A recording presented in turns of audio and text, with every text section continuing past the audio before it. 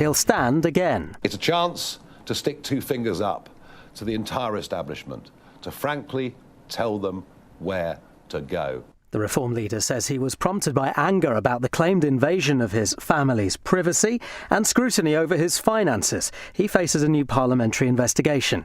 He denies wrongdoing. Robert Jenrick, Reform's Treasury spokesman, thinks a new vote in Clacton will vindicate him. No, Nigel thinks that it is not for the people in the Palace of Westminster, the two old political parties, the acolytes in the media, bureaucrats in oak panelled rooms to play judge, jury and execution who represents people in Parliament and who ultimately should lead this country into the future. It's for the people to determine that. The Tories, Labour and Restore will boycott the vote. Lib Dem leader Sir Ed Davey told Andrew Marr it's a desperate attempt to avoid scrutiny. This man is a grifter and he's been found out and he wants to distract people, and this is his attempt to do it. And he's saying, oh, poor me, when actually it's the poor people of Clacton and the poor people who believe that he's actually trying to stand up to establishment when he's basically lining his own pocket. Political journalist Michael Crick told LBC he isn't impressed by Nigel Farage's move. The last time there was a by-election in Clacton, it was because a gentleman called Douglas Carswell defected from the Conservatives and felt it was a matter of honour and principle that he should fight a by-election. There are no principles in this by-election. It's all about Farage and his ego. Prince Harry and Baroness Lawrence say their loss to the Daily Mail's publisher in a privacy case is a complete and obvious whitewash, but sadly not altogether unexpected. The High Court dismissed their claims against associated newspapers over allegations of unlawful information gathering. Kelvin Mackenzie is a former editor of The Sun. This was all basically about 15, 20 years ago, most of these cases. Actually, it wasn't even true. I really enjoy the fact that he's been humiliated by a High Court judge who's simply there to listen to the evidence. A mother and two children who'd not been seen for days have been found dead at their home in Bedfordshire. Police were called to a house in Great Denham and say they believe a murder suspect has left the country. A man who murdered his wife has had his jail term increased. Robert Rhodes, who's 53, will now have to spend at least 33 and a half years behind bars for the killing at their Surrey home in 2016. A woman suspected of carrying out a bombing attack in Monaco, targeting a Russia-linked tycoon, has been found dead in Ukraine. 39-year-old Anastasia Berezovska's body was found with gunshot wounds. Volodymyr Zelensky's again called for Ukraine to join NATO, saying it makes sense. Speaking to leaders at a summit in Turkey, he said his country's location next to Russia is a source of extraordinary defensive capability. He asked Europe to step up military investment. Europe needs its own effective anti-ballistic systems and missiles. And I urge all of you and all our partners to give it the attention it deserves. On to sports. The highest-ranked woman left in the women's singles and the men's defending champion are both through to the semi-finals at Wimbledon. LBC's David Dom is there. 7 years after first stepping onto the grass courts at SW19, Coco Gauff is finally a Wimbledon semi-finalist, saying this was the first time she wasn't nervous for a match with the fourth seed Jessica Pegula. She displayed all those battling qualities to recover from a set down and set up a meeting with the 10th seed Karolina Mukova. Meanwhile, Yannick Sinner's quest for back-to-back titles goes on after a straight sets win against Jan-Lennard Struff. David Dom, LBC, Centre Court. In the city, the FTSE 100 closed up 14 at 10,665. The pound buys $1.34 and €1.17. LBC weather, cloudy for the north tonight with drizzle in northwest Scotland. Elsewhere, dry with clear spells, lows of 12 to 20 degrees. From Global's newsroom for LBC, I'm Matt Hewitt.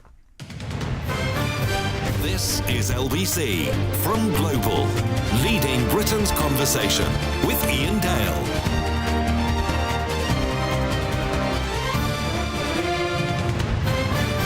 Hello, a very good evening. It's 5 minutes past 7 on LBC. So much news around today. When I got up this morning, I thought we'll have a nice, easy day today. We'll talk about something nice at 7, maybe sort of something about the World Cup.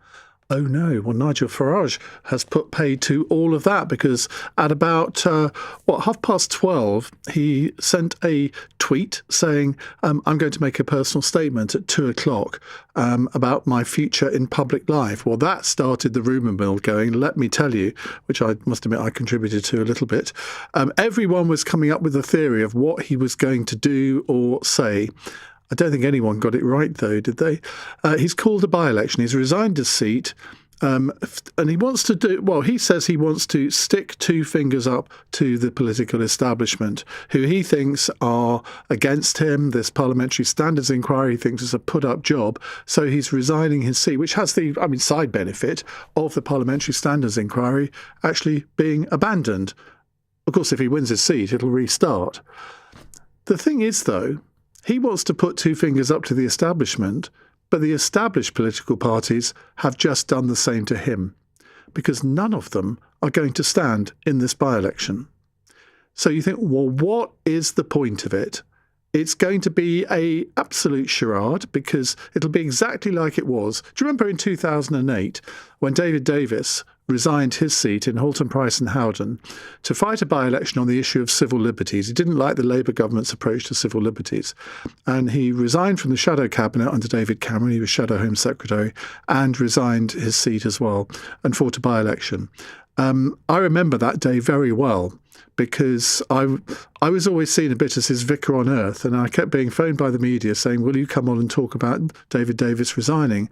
And David Davis hadn't actually had the courtesy to either consult me about it or to inform me about what he was about to do. And I was absolutely furious with him, and let him know in no uncertain terms, let me tell you. And it was a complete mistake, because he didn't get back into the shadow cabinet. David Cameron didn't allow him into his cabinet when he won the election in 2010. And everyone thought his political career was over. Now, it did get resurrected by Theresa May.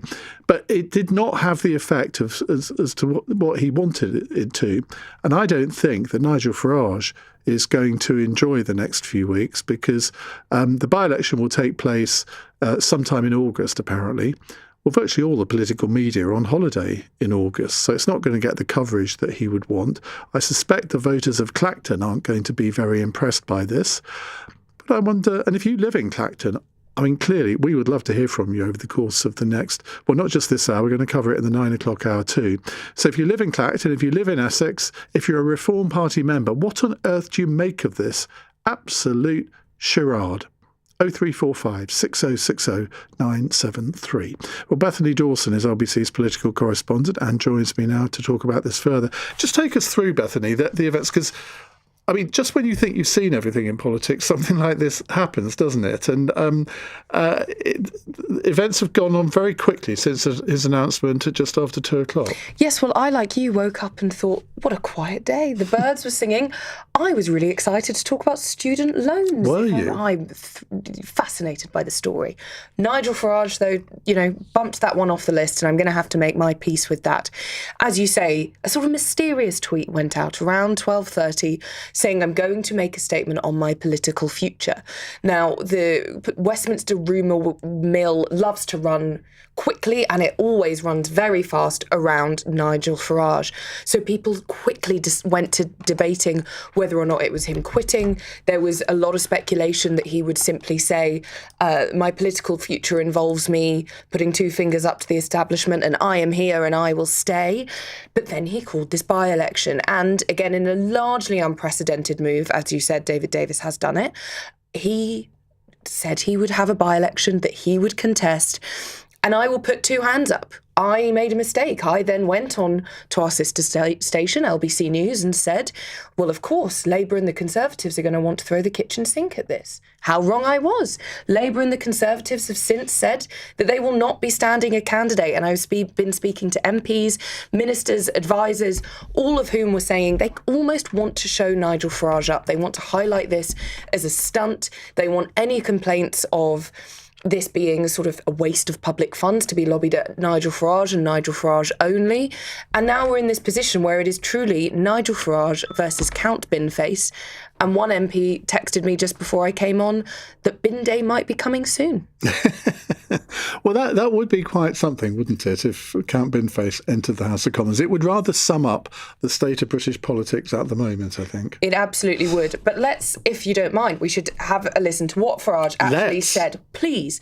So during his statement, he made clear just how angry he is about some of the recent media stories around him. Most of the reporting at the moment is around these gifts, whether they're financial or otherwise, from very, very wealthy friends, which he didn't declare because he insists they were purely personal. Now, one of these stories, the main one at the moment, is from The Times, which showed photos of properties he owns. I will not tolerate intimidation of my family. I will not tolerate the location of where they live being revealed. I will not tolerate any of my family being endangered because of what I choose to do in public life. So yes, you can ask, am I angry? But I've never been angrier in my life. And then we had this. I've thought about it hard, and I've decided today I will resign as a Member of Parliament for Clacton-on-Sea, thereby forcing a by-election.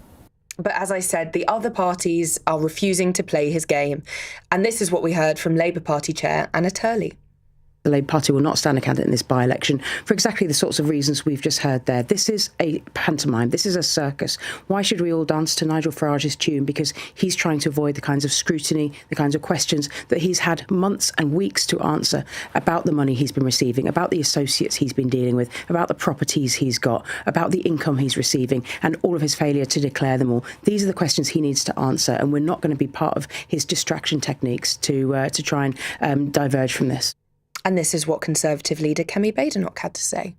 Nigel Farage is having a hissy fit because the first time he's actually having to deal with some real scrutiny. What he needs to do is be honest about where his fishy £5 million came from, rather than calling a fake by-election to run away from a standards investigation. We will be standing a candidate in the real by-election because no one is above Parliament. Parliament is bigger than all of us. We all have to follow the same rules. We all have to register our interests. What this by-election is a gimmick. This is him wanting to make everything about himself rather than his offer to the country. Oasis are the flavour of the day with Wonderwall after every England World Cup victory. But I wonder if there's another of their songs that might be appropriate here, Don't Look Back in Anger, because Nigel Farage admitted that he's made this decision because he's angry. Now, I don't know about you, Bethany, but whenever I've made decisions when I've been angry, they've invariably turned out to be bad decisions. And I understand his anger about the fact that I think it was Sky News, went to the house that his daughter lives in, which Farage apparently owns. I know for a fact, I remember when I published his autobiography many years ago, he was very keen not to talk about his children. And this has been consistent throughout his career. He's tried to keep his family out of his political life. So I don't blame him for being angry about that. I think anybody in that situation would be angry. But to call a by-election, they clearly haven't war-gamed it, have they?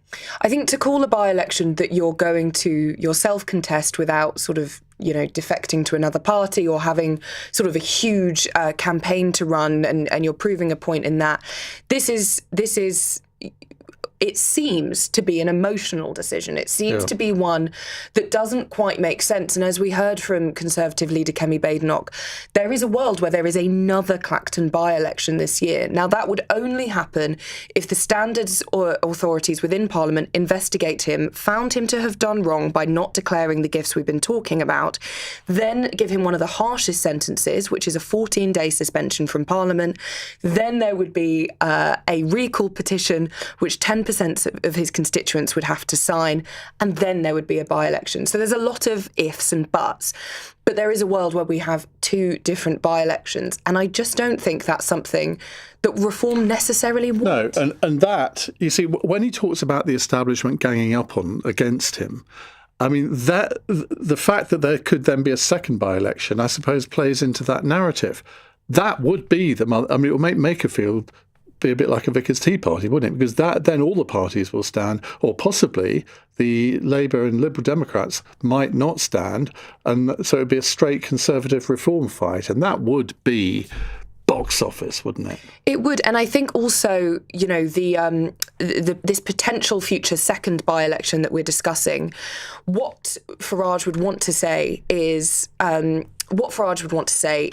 that he won a mandate and this is the establishment trying to rip that mandate away from him. But his mandate does his mandate does come into question if no other major party challenges him. So going into the by-election we're about to have, his credibility as a candidate is damaged. Back in the 1980s, there was a aftershave called Mandate, which I will admit to using myself. And I think I recall this, and I don't think it was another one, but I think I recall that their strapline in their adverts was, "For the man who doesn't have to try too hard." Don't you think Nigel Farage is trying a bit too hard to convince us all that, everyone's against me? I think it is also a little bit of look at me in a way that we're used to Reform doing. We're used to them. I was speaking to a Reform insider yesterday, and they were saying, we're not planning anything really for this week. We're really looking towards the summer. It's recess. We're thinking about what we can do. We know that they do stuff. So much for your sources. Well, I know. I'm going to have to tell somebody off. But we're used to Reform during the summer break, kind of causing trouble. We're used to them getting attention. Now, I'm going to have to take a source out for a few drinks or something so that they give me something better next time.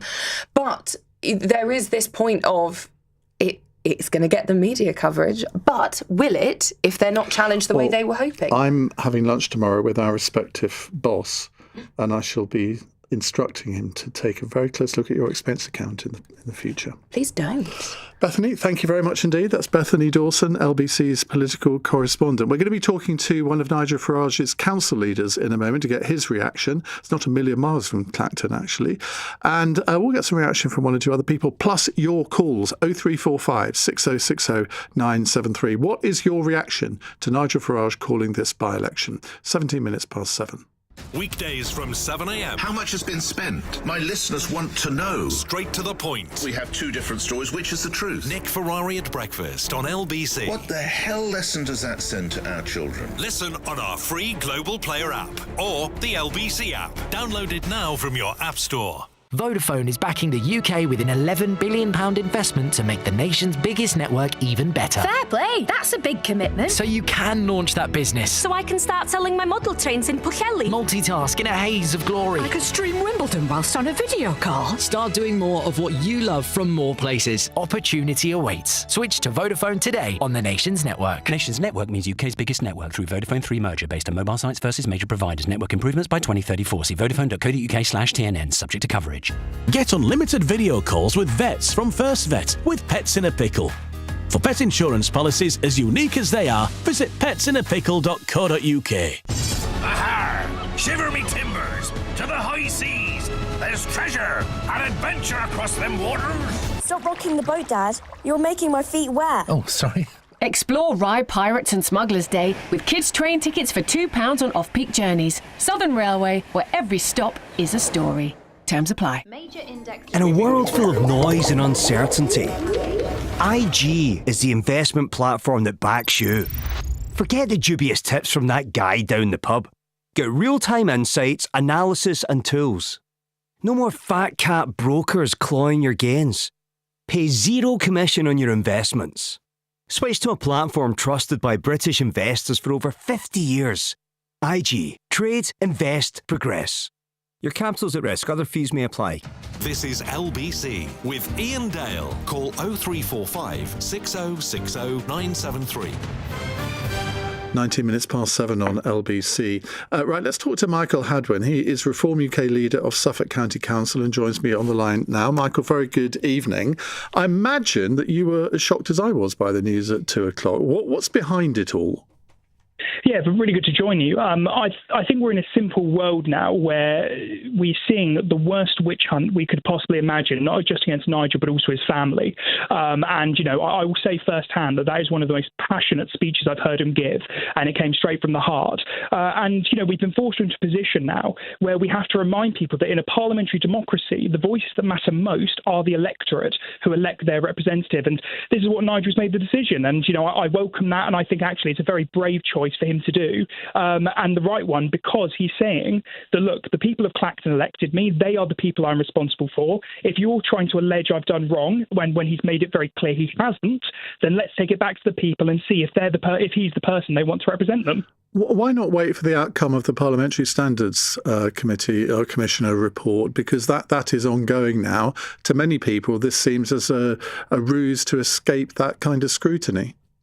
No, not at all. The investigation will continue the moment he's returned to Parliament. That doesn't go away, so it's not dodging that at all. I think what we've seen is very recently, it's been trial by media, and this is where he's had to make a really fundamental decision. Hang on a second, because many people in the media have tried to question Nigel Farage about this on many, many occasions over the last few months. It can't be a coincidence that he hasn't held a press conference since April, because before that he was doing them weekly. And when this revelation came out, he hasn't really put himself up to scrutiny. And Robert Jenrick and one or two others have said that that they think this is a legitimate matter for public scrutiny, whether it's by the Parliamentary Standards Commissioner or indeed by the media.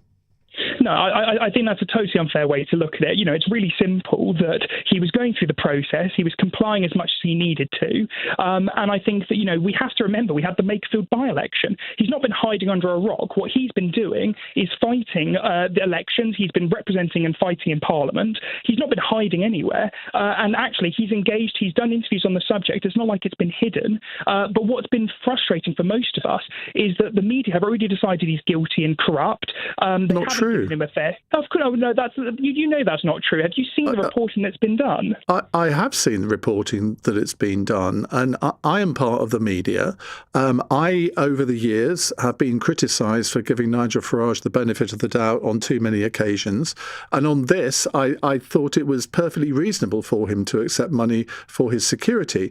But it's quite clear also that the rules say that you have to declare any gift that you've had in the 12 months before you're elected as an MP. And that's what the Parliamentary Standards Commissioner will decide on. I'm not prejudging that, but I think that is a legitimate area of concern. I think we can't judge the whole mediascape by what you've said. The thing is here, the Standards Commission investigation was ongoing, which he was complying with. He has made it clear that he has not done anything wrong, and he was going through that process. And yet, the investigation, the articles, they weren't fair, balanced articles. These were hit pieces. And the fact that we've had to deal with media going after his family, I mean, enough's enough. This is where we are seeing the establishment trying to keep him down. And unfortunately, this is the real fight we're having now, which is, do people want to trust their elected representatives who have been democratically elected, or do they want to trust unofficial, unelected media who seem to only make it their mission to go after one man? What good will come of this, though? Because none of the other big parties are going to stand, so it'll be a complete damp squib like the David Davis by-election was in 2008. Let's be honest, the reason the other parties aren't standing isn't because they don't believe in the by-election, it's because they know Nigel's going to win it. So they're trying to count their losses before it starts, and they're trying to make it seem like a farce, whereas actually they're just dodging the chance. Well, it will be a farce. Well, only because the other parties aren't engaging, because they know Nigel's going to win. Everyone knows Nigel's going to win because the people of Clacton believe in him the same way the majority of the people in this country believe in him, which is why Reform are having such success across all these elections. If the other parties want to prove that Nigel isn't the man to lead this country, then do it. I think it's funny that we're seeing so much scrutiny over Nigel, and yet no one's asking any questions about Andy Burnham, who in a couple of weeks is likely to be this country's Prime Minister. Well, I will accept that is a fair point. But I mean, let's not forget, as somebody's just pointed out on a text on my screen here, Nigel Farage is part of the media. He has a nightly show on a news channel. So, I mean, you blanket all the media, you tar them with all the same brush. It's not fair. Of course, there are people in the left of centre media that have it in for Nigel Farage. You're absolutely right on that.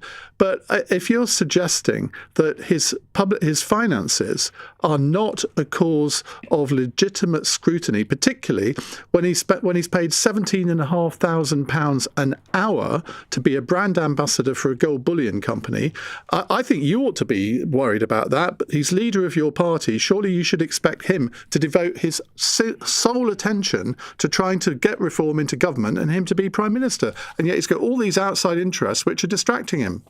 Once again, we talk about the fact that this Labour front bench, the reason the Labour government is in such poor state is that look at the quality of the people that we're electing. Well, I don't disagree. I don't disagree with you on that, but that's not what we're talking about. No, of course it is, because what people are going after Nigel for is being a successful businessman. This is a man who sacrificed so much of his life for public service. Yes, he's a successful guy. He has money. So do a lot of people in politics.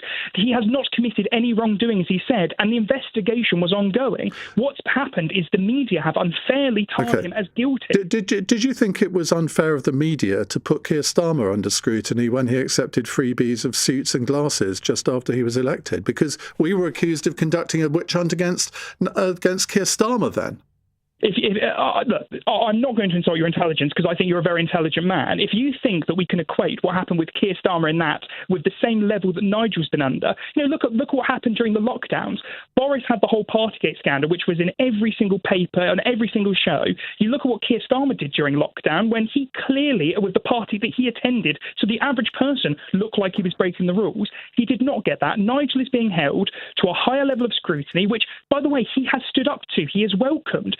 What is not fair is what the media has done now, and we need to take it back to the electorate. All right, well, I'm going to put that question to our listeners and viewers. Thank you very much, Michael, for joining us. That's Michael Hadwin, Reform UK leader of Suffolk County Council, doing a sterling job defending Nigel Farage, it has to be said. Is this a media witch hunt? Do you think it is? I certainly don't. Josh Baberinda is here, Liberal Democrat Party President and MP for Eastbourne. He was the one who wrote to the Parliamentary Standards Commissioner to investigate Nigel Farage's donation from George Cotterill. That was the Sunday Times story. So it's basically all your fault, Josh, that this by-election is being called because you're part of the establishment witch hunt. Well, there are many folks who need to take responsibility for the situation that Reform is in. But the king among those is Nigel Farage himself, who today is running scared of an investigation triggered by referrals like mine and others to the Parliamentary Standards Commissioner. Do you think that's what's behind it? I think genuinely. I genuinely think he's running scared. This is not a man who has resigned on principle. This is a man who has resigned because he has been caught red-handed accepting big donations that he has not declared to the Parliamentary Standards Commissioner. There's only one that, well, I suppose there's the George. So you mean Christopher Harborne and George Cotterill? Yeah. I mean, his defence is that you don't have to do that because they're personal donations, nothing to do with his political career. Well, what's interesting is that George Cotterill, who made the most recent round of donations that are under investigation, was giving out business cards with a Reform logo on, with Nigel Farage's email address on. Now, my friends don't do things like that. And so I think it's a pretty weird personal relationship that they have, if that what really is going on. It is clear to me what's in the rules. The rules say that you need to declare donations that you've received in the 12 months prior to becoming an MP, and especially if they're political in nature. I was literally in the queue with Nigel Farage for induction sessions when we got elected at the same time. And in those sessions, it was made so clear. I declared all my donations received 12 months before I was an MP, even though I didn't know that I was necessarily going to be elected. And so does everybody else. So for some reason, Nigel Farage thinks that it's one rule for him and one rule for everybody else. And this is a man who has spent his career fighting on the basis of taking back control. Yet he is not being explicit with the British public about who controls him. Can you be explicit with me about the discussions that your party has had with Labour and the Conservatives over whether to fight this by-election? Because when Ed Davey came in to be interviewed by Andrew Marr, he didn't say that you weren't going to stand in this, and yet within an hour that was made clear that you as a party weren't going to stand. The Conservatives then made the announcement, and then Labour did as well. Did you have discussions personally with the other parties on this as party president? No, and I'm not aware of discussions that have taken place. But what is really clear for all to see is that this is a contest that is about Nigel Farage's ego. And I don't blame other parties, much like the Liberal Democrats, for saying, hang on a minute, none of us should be part of this circus. None of us should be part of this farce.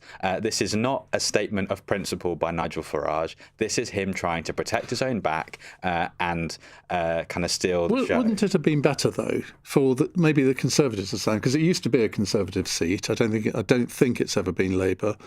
Wouldn't it have been better for the Conservatives to put up a candidate and you and Labour to basically say to all of your supporters, you may not like voting Conservative, but it's worth it just to get Farage out? Now, wouldn't that have been a better way of doing it?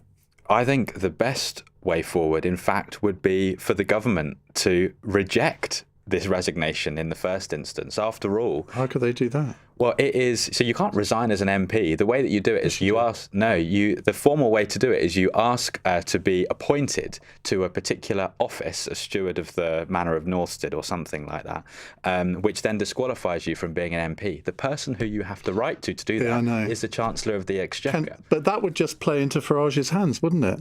Well, does he want to be an MP or not? Well, it's an interesting thing because I suppose that letter may have gone in today. I don't know. So and it would be Rachel Reeves who would decide this. That would be constitutionally quite unprecedented. But you're suggesting that's what she should do. What I think is quite unprecedented is that an individual who wants to be Prime Minister, who has received donations left, right and centre, is not being straight with the British public about where they are coming from. I can't work out whether that was a sort of flippant remark about the applying for the Chiltern Hundreds and the government should reject it or not. Are you actually seriously suggesting the government should do that? I really think that someone needs to stand up to Nigel Farage. He is someone who needs to undergo this investigation. He needs to face justice there, whatever the outcome might be. What he's doing today is ducking that investigation for the coming months. That's not fair. That's not right. If he really thinks he's done nothing wrong, he will comply fully as quickly as possible with that so that we can see what happens. But we shouldn't give oxygen to this circus that he's creating for himself and nobody else. Josh, thank you very much indeed for coming in. That's Josh Barrow-Indy, the Liberal Democrat Party President and MP for Eastbourne.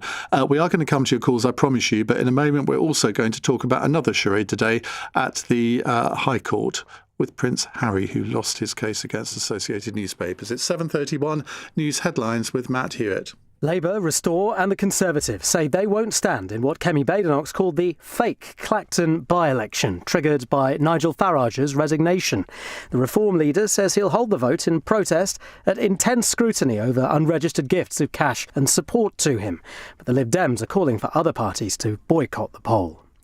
Prince Harry and Baroness Lawrence say their loss to the Daily Mail's publisher in a privacy case is a complete and obvious whitewash, but sadly not altogether unexpected. The High Court dismissed their claims against Associated Newspapers over allegations of unlawful information gathering. And defending champions Argentina have produced an incredible comeback to beat Egypt 3-2 and reach the quarter-finals of the World Cup. They were 2-0 down with just over 10 minutes of normal time remaining. LBC weather, cloudy for the north tonight with drizzle in northwest Scotland. Elsewhere dry with clear spells, patchy fog in the southwest. Lows of 12 to 20 degrees. This is LBC. When your husband's got his heart set on making the doer upper open plan, enjoy every thudding second of it. Yes! Be a step ahead with Barclays Premier. With our exclusive mortgage rates. Barclays, backing your future. Eligibility criteria apply. All mortgages are subject to application, financial circumstances and borrowing history. T's and C's apply. New Barclays mortgage applications only.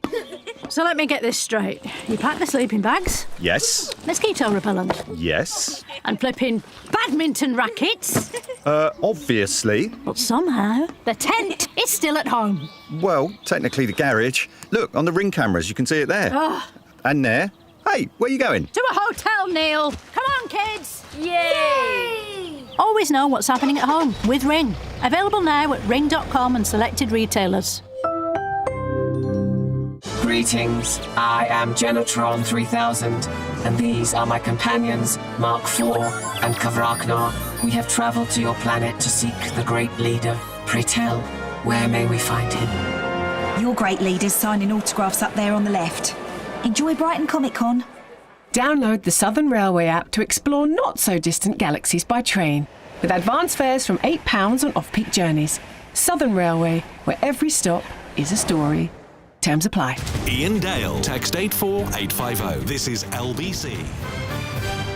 7:34 on LBC. Right, we'll come back to your calls on Nigel Farage's decision to call a by-election very shortly. But Prince Harry and other figures, including Sir Elton John, have lost a landmark privacy case at the High Court against the publisher of the Daily Mail. LBC's reporter Helen Hodinott was there and can tell us more and exactly what happened. Helen, good evening. Good evening, Ian. Yes, the judge today basically told the claimants, you've shown me some concerning articles, but no solid proof of unlawful information gathering, in a huge blow to the claimants, who have now spent years and millions of pounds bringing this case. Associated Newspapers Limited, the publishers of the Daily Mail and the Mail on Sunday, has called today's judgment a magnificent vindication of the Daily Mail's journalism. Editor-in-Chief Paul Dacre was quick out the gates with this response to the judgment. Prince Harry wrote a sad book which boasted about his killing of 25 Taliban, his drug taking, and, in cringe-making detail, how he lost his virginity. There isn't a laundry in the cosmos big enough to wash all the dirty linen he has aired about his own family. For him to complain about his privacy being invaded takes not just the biscuit, but the whole tin. Poor Harry. So just dripping in disdain there, Ian. And we have now heard from Prince Harry this evening, who said the decision today was a complete and obvious whitewash, but sadly not altogether unexpected, saying the claimants still believe their evidence to be compelling. And so, to take you back a bit, the trial started at the Royal Courts of Justice back in the depths of January this year, and over the 10 weeks that followed, it was a revolving door of celebrities, journalists and private investigators, as salacious showbiz and gritty crime stories dating back decades were dissected line by line. The claimants said dozens of articles written about them from the 1990s to the early 2000s were based on information which had been obtained, they said, unlawfully, accusing the paper of using tactics like phone hacking, bugging and blagging calls, which is when someone pretends to be someone else in order to get private information like medical records. Countering that, though, the journalists behind the articles maintained in court that they had legitimate sources and good contacts close to the claimants, who said that they fed them a reliable, steady and legal stream of information. And today, the judge in the case, Mr. Justice Nicklin, dismissed the privacy claims, saying the allegations are serious but required more convincing evidence before being proven. He said the claimants could not rely on suspicion, even where understandable, and they had to prove information had been obtained unlawfully. He said he did accept the denials of the Daily Mail journalists, who he said gave lawful explanations for the sourcing of the disputed articles and incidents. And Ian, we know Associated is delighted about today's judgment, and while Prince Harry is in the UK today, he has been at an Invictus Games. And Helen's line has given up on us, but we got most of what we needed there. Helen, if you can hear us, thank you very much indeed. Well, let's look at the implications of this for the newspaper sector, particularly for Associated Newspapers as well. Trevor Kavanagh is political columnist for The Sun, a long-time political editor as well, and joins us now. Trevor, very good evening. I mean, if Associated Newspapers had lost this, I mean, it would have been hugely serious, not just for them, but the whole of the newspaper sector, wouldn't it? Oh, absolutely. And having watched and followed the case very closely throughout the trial or the hearings, it seemed to me, at any rate, that the verdict was inevitable. It's a conspiracy attitude on the part of the Prince and the others involved in this case, that everything that was obtained, just because it wasn't supposed to be leaked or announced or formally approved had to be done by nefarious means. In other words, either by burglary, eavesdropping, or some sort of espionage. And any journalist will know, be able to tell you that these sort of things are not easy pickings, but they are very rarely anything other than good contacts. And I mean, I think that this is not just a vindication for the Daily Mail and a terrible blow if he's prepared to accept it to Harry and the others, but also a vindication of the freedom of the press. The press should and must be allowed to pursue genuine stories, not just for the sake of newspaper sales, but for the very process of democracy and free speech. But Prince Harry, in his reaction so far, seems to be almost doing a Nigel Farage here, doesn't he? Where he says, oh, well, it's all an establishment stitch-up, it's a whitewash, blah, blah, blah, which is effectively what Nigel Farage is saying about the fact that people want to scrutinise him over his activities. I mean, is this the end of the matter? Do you think they might appeal, or do you think the real agenda here was actually to get a Leveson 2 going, and that probably may have been inevitable if they'd won? Well, this is the most alarming factor in this, and it's a great escape from the threat of Leveson 2, because that is clearly on the agenda of Hacktoff and the Hugh Grant and Steve Coogan and others who are pressing very, very hard indeed to bring in Leveson 2, and even worse, the amendment of the court's processes, courts of justice, in which newspapers would be liable for all the costs of a libel case, if they were, whether they were successful or otherwise. Even if they were proven to be accurate stories, they would have to pay the costs of what are often frivolous claims. Trevor, we could talk about this all evening, but thank you very much for joining us on the show. That's Trevor Kavanagh, political columnist for The Sun. Right, let's go back to the Nigel Farage story, because that is undoubtedly the biggest political news story of the day. We can argue about whether the Prince Harry judgment is the biggest news story. We'll all have our views on that. Ed is a new caller in Nottingham. Hello, Ed. Hello, Ian. Lovely to speak to you. How are you doing? I'm doing very well, thank you. Thank you for coming on. What would you like to tell us? Well, I kind of think about the psychology of the British people and how we love, Nigel Farage's own words, he does things for devilment. And I've been thinking about how we vote novelty songs in for Christmas, number one, and when given the chance to name a boat, the British people choose Boaty McBoatface. And with the other big parties withdrawing from this by-election, I can see a real genuine sense that the British public have an opportunity to vote in Count Binface. Because he's a unifying figure. You either like Nigel Farage or you don't. And I can imagine the huge cheers as Binface walks into Parliament and takes his seat amongst the Reform MPs. And I think that would be a marvellous moment that would be newsworthy across the world of this is how we treat people. This differentiates us from the rest of the world. And it's a great opportunity for the British people. Well, look, I'm not going to dismiss what you say out of hand, because I think there are certainly people who don't like to be taken advantage of. I wondered in Makerfield whether Andy Burnham would fall flat on his face, because that was an unnecessary by-election. And we've seen by-elections in the past that have been considered a bit unnecessary, and it hasn't always ended up very well for the people who thought they were going to win. Here... I mean, I come from Essex, a different bit of Essex to Clacton, but I know Clacton a little bit. I mean, if the people there want to give Nigel Farage a bloody nose, that you're absolutely right, and that is the way to do it. The thing is, though, what you'll probably have. It's not Screaming Lord Such anymore, but the equivalent leader of the Fox, Howling Lord Hope, apparently.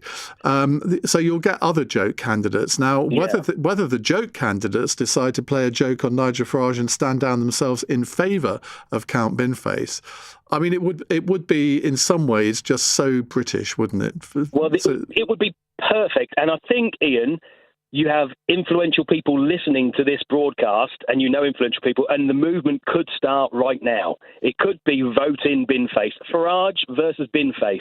And there is no win there for Do you know Farage. what? I'm going to leave that to my colleague James O'Brien to coordinate, because obviously I respect all the by-election rules. I could not be seen to be the head of a campaign, but sadly James is away this week, so his devoted listeners are going to be denied his views, but I'm sure they'll hear them on Monday. Thank you very much indeed, Ed. What an interesting suggestion. Daniel is in Golders Green. Hello, Daniel. Hi, and I would love to see Count Binface in Parliament. I'd give him my vote myself. Not from Golders Green, you couldn't. Well, no, I couldn't. You're quite right, but I'd love to see it. But no, look, Ian, as you and your brilliant production team and your listeners know, and probably sick of hearing, I've been a loyal Reform UK and Nigel Farage supporter. But I've got to say, at a time when Kemi, as leader of the Conservatives, is talking about the policies to help young people get on the housing ladder, when Andy Burnham is talking about his plans to help the high street, we've got Nigel Farage talking about, you guessed, Nigel Farage. It is so self-obsessed, self-absorbed and selfish, Ian, this by-election. It's pathetic. So as a Reform UK supporter, you're thinking of not being a Reform UK supporter as a result of this, or other things too? No, other things too. It's just been a succession of downhill errors and missteps since September, really, of last year. Ian, the party's changed so much, and I think Nigel bears responsibility for that. He hasn't been a leader. You probably don't remember this, Daniel, but in September last year, I wrote an article for the newspaper predicting that Reform UK had peaked, and I was absolutely ridiculed for it. I rather stand by that. Yeah, Ian, you're absolutely right. You're a sage man. You're a wise man. They call me Nostradamus behind my back, you know. Well, no, you're right. I think they did peak. And look, the point is, Reform haven't been talking about what they used to talk about. They used to talk about helping 7 million of the lowest paid by raising the income tax level to 20,000. They used to talk about helping small businesses, entrepreneurs. And all we hear about now is Nigel Farage talking about his crypto and going to conferences and flying off to America and deport all the immigrants. It's pathetic, Ian, and this by-election is a symptom of what has been going wrong with Reform for several months now. Daniel, thank you very much indeed. Paul has sent in a text saying, if you vote for the bin, you win. That's not a bad election slogan, you know. If you want to send me more possible election slogans for Count Binface, I'll happily read out the ones that I can read out, if you get my drift. 84850 is the text number.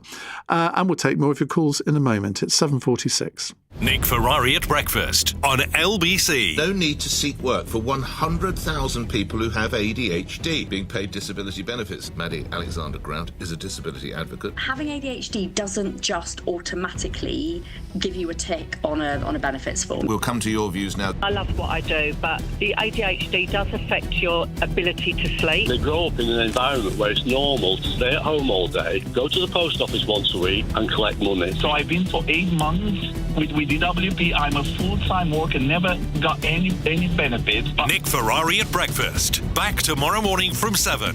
Listen on our free Global Player app or the LBC app. Okay, Laura, from the top. When your 9-year-old is an unexpected tuber prodigy, and now you want to support her cheek-puffing talent, be a step ahead with Barclays Premier. With personalised financial planning and a dedicated advisor. Barclays, backing your future.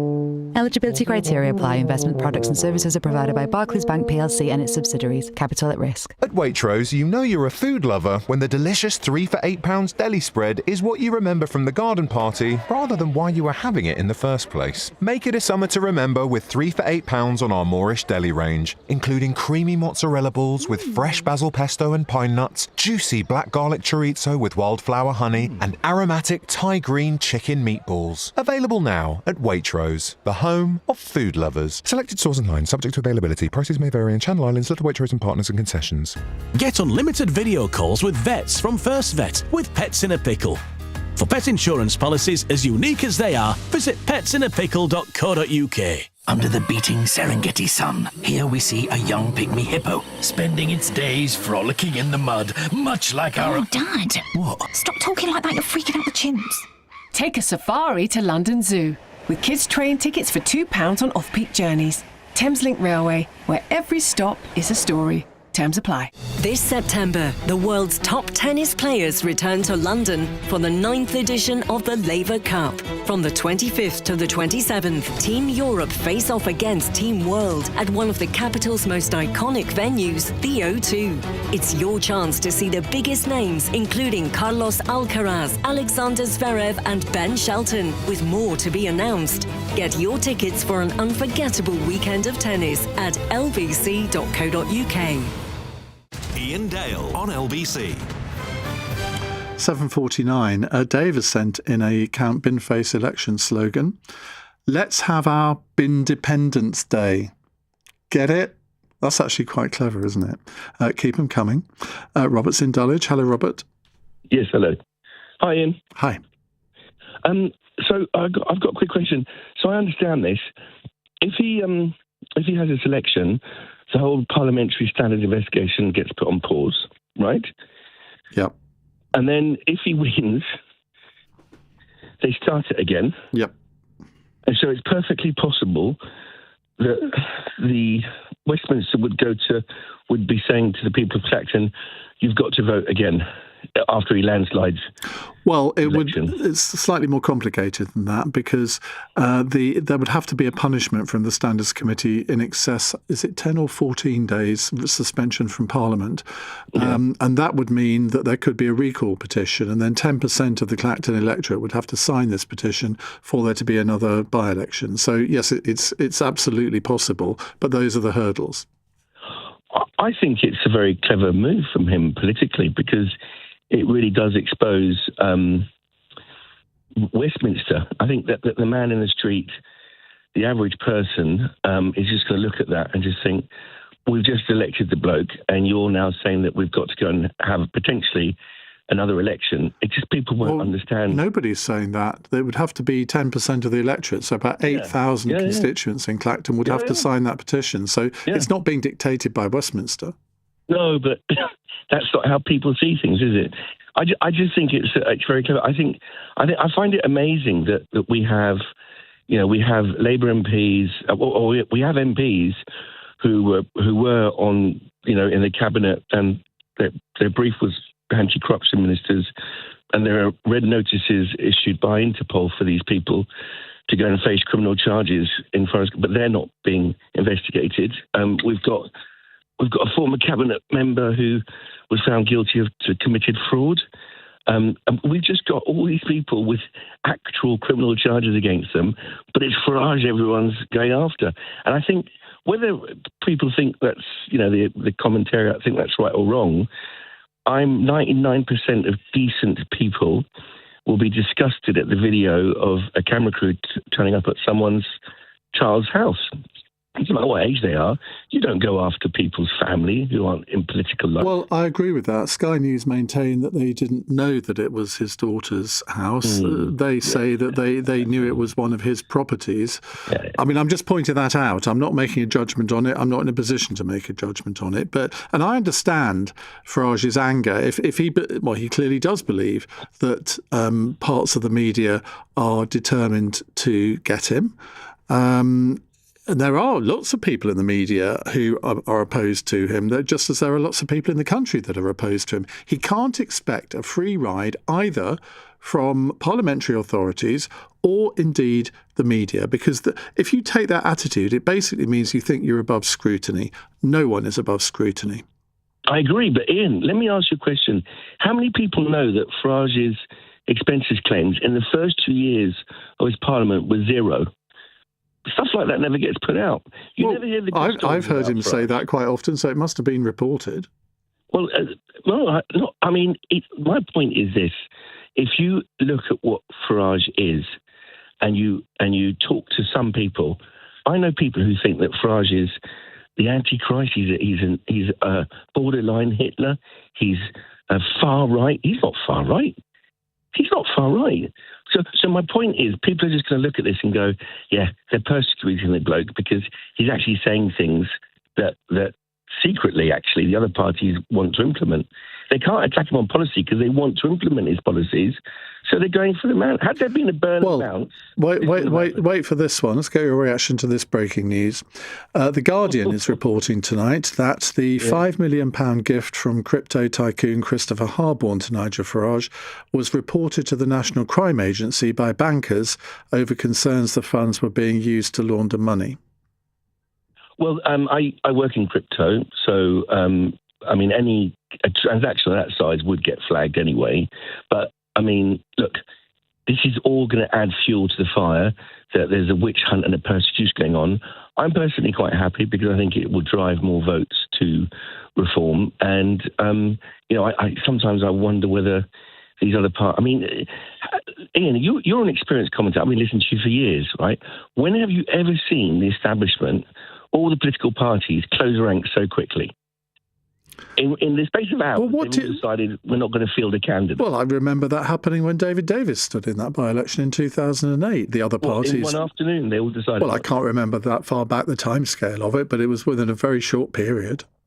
I think when people use this phrase, the establishment, I'm never quite sure what they mean by that. Is it sort of like people in the shadows who we don't know who they are somehow controlling the government, controlling Parliament, controlling the media? It's the orthodoxy. It's the people who say that we can't police, it's impossible to police our borders, and that we can't, for example, we must be borrowing all the time. We're about to punch through 3 trillion. It's the people who say, look, we've got that minuscule growth, and it's only costing us £25 billion a month in extra debt accumulation. It's that kind of nonsense that the man. But those are political views which you and I happen to disagree with. That doesn't make them establishment. Well, no, because whether you vote Liberal Democrat, Labour, or Conservative, whether you vote for any of those, you have in the last 30 years, you can vote against uncontrolled immigration. You can vote against debasement of the currency via money printing and debt. You can vote against expensive energy, and you will just keep getting that. The British people, look, then you have to convince other people to vote to agree with you. That's what democracy is all about. Yes, which is... you're talking as if you have the divine right to decide who governs this country, and all the other people, all the other voters, they don't really know what they're doing. Oh, no, Iain, you're absolutely right. It should go to the people, which is exactly what Farage is doing. He's going back to his constituents. Yeah, but I don't think he bargained for the fact that the other parties would not fight the by-election. Robert, thank you. Charles is in Bagshot. Hello, Charles. Oh, hi. Thank you for taking my call. Look, I tell you, England winning the World Cup and Count Binface winning in Clacton, my year is complete. Yeah, I think the former is more likely than the latter, if I'm honest. Yeah. Look, obviously I condemn, not just throwing, obviously involving families of politicians, and also throwing, I don't care if it's a milkshake or anything, it could be acid. So I understand that. But I'm sorry, this was the biggest pity party speech. Woe is me, I'm the most attacked politician. We've had 2 members of Parliament sadly assassinated. So, there's lots of politicians that people are out for, and it's disgusting. But, he talks about the media's against him. He's had, Mail and the Express have been a love fest for him. The thing is, everyone used to say, I feel as this is Groundhog Day, isn't it? Because Jeremy Corbyn, people always used to say, it's a media, the establishment against Corbyn, and it's unfair, and blah, blah, blah. Yeah. This is exactly the same copybook, isn't it? Yeah.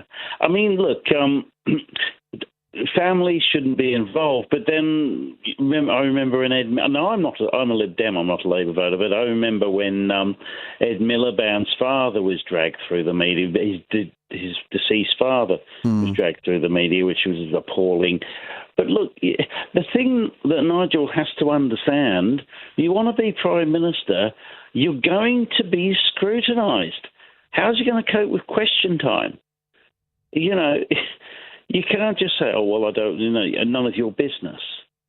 Well, I'm sorry, if you want to be our Prime Minister, that is our business as voters or... Well, I think you're right, and I think Andy Burnham is about to find this out because he's had a remarkable lack of scrutiny. He's going to be our Prime Minister in less than 2 weeks' time, and yet nobody seems to know what he's going to do. And yet I think Nigel Farage is right on this, and other politicians are saying this. He's getting a completely free pass, and I mean, like Nigel Farage, he's hidden from the media a bit. I know he came on Andrew Marr the other day, but he's done no other interviews. We don't know what his foreign policy is going to be. We don't know what his defence policy is going to be. We don't know what he thinks about net zero, or frankly, virtually anything. But I'm deflecting here, aren't I? We will talk more about Nigel Farage after 8. Charles, thank you very much indeed. Sorry, I meant after 9 because, of course, we have cross-question in a moment. But after 9, we'll take more of your calls, getting your reaction to what Nigel Farage has announced today.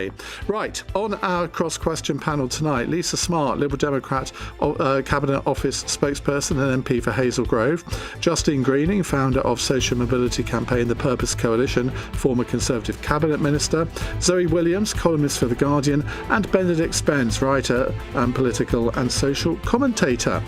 They are here to take your questions on Nigel Farage or Prince Harry, or the fact that the International Olympic Committee seem to think it's okay for Russia to be back in the Olympics, or Marine Le Pen being allowed to stand for President of France. It's all there. You've just got to ask the question. On your radio, on the LBC app, and Play LBC. leading Britain's conversation. This is LBC. From Global's newsroom at 8 o'clock, Nigel Farage will resign as MP for Clacton and fight a by-election after coming under pressure over unregistered gifts. The Reform leader is facing another standards investigation over support allegedly given to him by convicted criminal George Cotterill. He's defended his integrity. Let me be absolutely clear. I have done nothing wrong. I have not broken the law in any way at all. I have not misused public money. He's also being investigated over a £5 million gift before he was elected that wasn't declared. Josh Babadinde is a Liberal Democrat Party president and MP for Eastbourne and told LBC the rules for new MPs are very clear. I was literally in the queue with Nigel Farage for induction sessions when we got elected at the same time. And in those sessions, it was made so clear. I declared all my donations received 12 months before I was an MP, even though I didn't know that I was necessarily going to be elected. And so does everybody else. So for some reason, Nigel Farage thinks that it's one rule for him and one rule for everybody else. Well, the Conservatives, Labour, the Liberal Democrats and Restore Britain say they won't stand in the Clacton by-election. Prince Harry's final legal battle against the British press has ended in defeat. He's lost his claim against the publisher of the Daily Mail for alleged unlawful information gathering. A High Court judge found he and co-claimants, including Sir Elton John and Liz Hurley, failed to prove their allegations against associated newspapers. Media lawyer Jonathan Code wasn't expecting this outcome. I had a conversation around lunchtime with some of the claimant side, and they were proceeding on the assumption that they would win some and lose some. I can say with a degree of confidence that the absolute rejection of all the claims did come as a complete surprise. A murder investigation is underway in a Bedfordshire village. A mother and 2 children were found dead at a property in Great Denham. Here's ACC John Murphy. We have identified a suspect who was known to all 3 victims and who we believe has subsequently left the country. And French far-right leader Marine Le Pen says she'll run for the presidency next year despite having to wear an electronic tag. It's after she was convicted of embezzlement. In the city, the FTSE 100 closed up 14 points at 10,665. The pound buy is $1.34 and €1.17. LBC weather cloudy for the north tonight with drizzle in the northwest of Scotland. Elsewhere dry and clear, lows of 12 degrees. From Global's newsroom for LBC, I'm Daryl Jackson. This is LBC from Global, leading Britain's conversation. Cross Question with Iain Dale. Hello, a very good evening. It's 3 minutes past 8. It's Tuesday's Cross Question with me, Iain Dale. Is it Tuesday or today? No, Tuesday. It is Tuesday, isn't it? Yes. Let me tell you who's on our panel today. To my left, Justine Greening, founder of the social mobility campaign The Purpose Coalition, former Conservative Cabinet Minister. Next to her, the writer and political and social commentator Benedict Spence. To my right, from The Guardian, she's a columnist on The Guardian, Zoe Williams. And to her right, Lisa Smart, Liberal Democrat Cabinet Office spokesperson and MP for Hazel Grove. They're here to answer your questions. Lots going on in the world of politics today, as you've just been hearing. 0345 6060 973 is the number to call. You can text 84850, and of course you can watch us on Global Player, the LBC app and the LBC YouTube channel. Call 0345 6060 973. Text 84850. Cross Question. Watch live on our free Global Player app or the LBC app. Right, let's start off with a caller. It's Martin in Rotherhithe. Hello, Martin.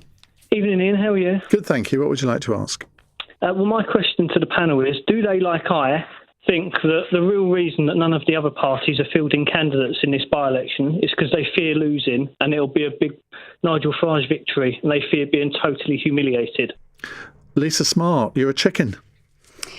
Not on this. I don't think so. Look, this is attention-seeking behaviour, and when toddlers misbehave, you do not reward them by giving them lots of attention. I am genuinely livid that another MP is deciding that the people who elected him not very long ago to represent them are not worth finishing the job. It is a massive privilege to be an MP, to be elected to represent your community, and to just give that up for your own personal reasons, to try and avoid the scrutiny of a parliamentary standards investigation, to try and get away from what is possibly a future by-election caused by the Parliamentary Standards Commissioner finding against him, I think is unforgivable. What was your ire as deeply felt when Josh Simons resigned as MP for Makerfield? Yeah, that's why I'm continuing to be livid, because I was very cross. You're in a permanent state of lividity. Permanent state of rage. No, I am.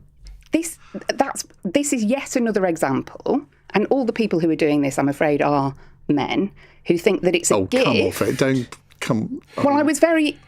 My quote at the time, when Josh Simons resigned to give Makerfield to Andy Burnham, my quote was, the arrogance from these men to think a parliamentary seat is a gift that they can just give to their friend.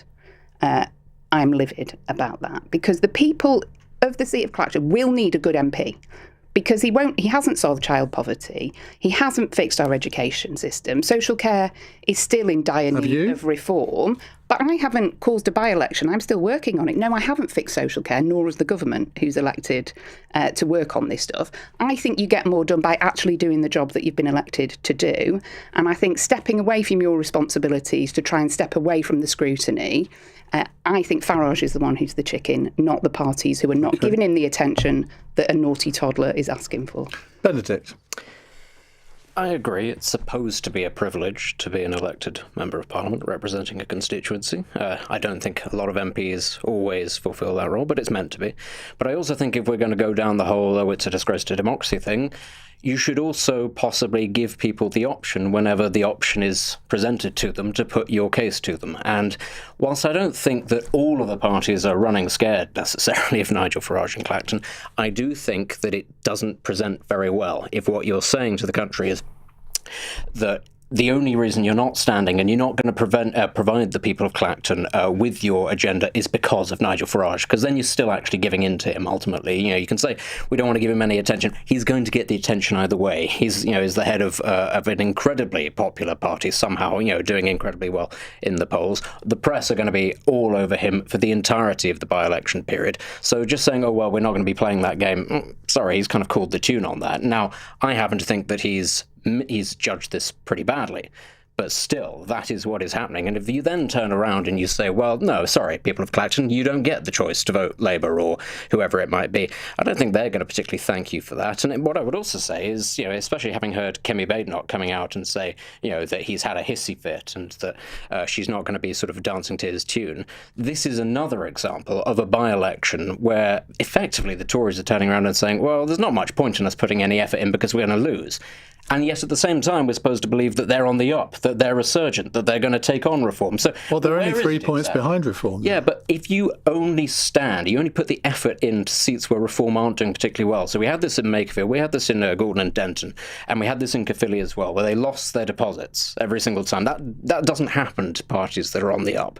And they can turn around and say, oh, but we did fantastically well in Aberdeen because we were the only party that didn't promise to shut down the oil industry. And you can't really replicate that across the country. So Farage, I think, has massively misjudged this. Do I think it's going to cost him his seat? No, but I do think it makes him look a little bit ridiculous if he's the only person. There's a big movement for Count Binface, according to our callers in the last hour. I should point that out. But do you know what? It'll be very entertaining if that does happen, because that's a classic sort of, well, are we going to vote for the sort of the protest party? Irony being, once upon a time, Reform were the protest party, but once upon a time, the Liberal Democrats were the protest party.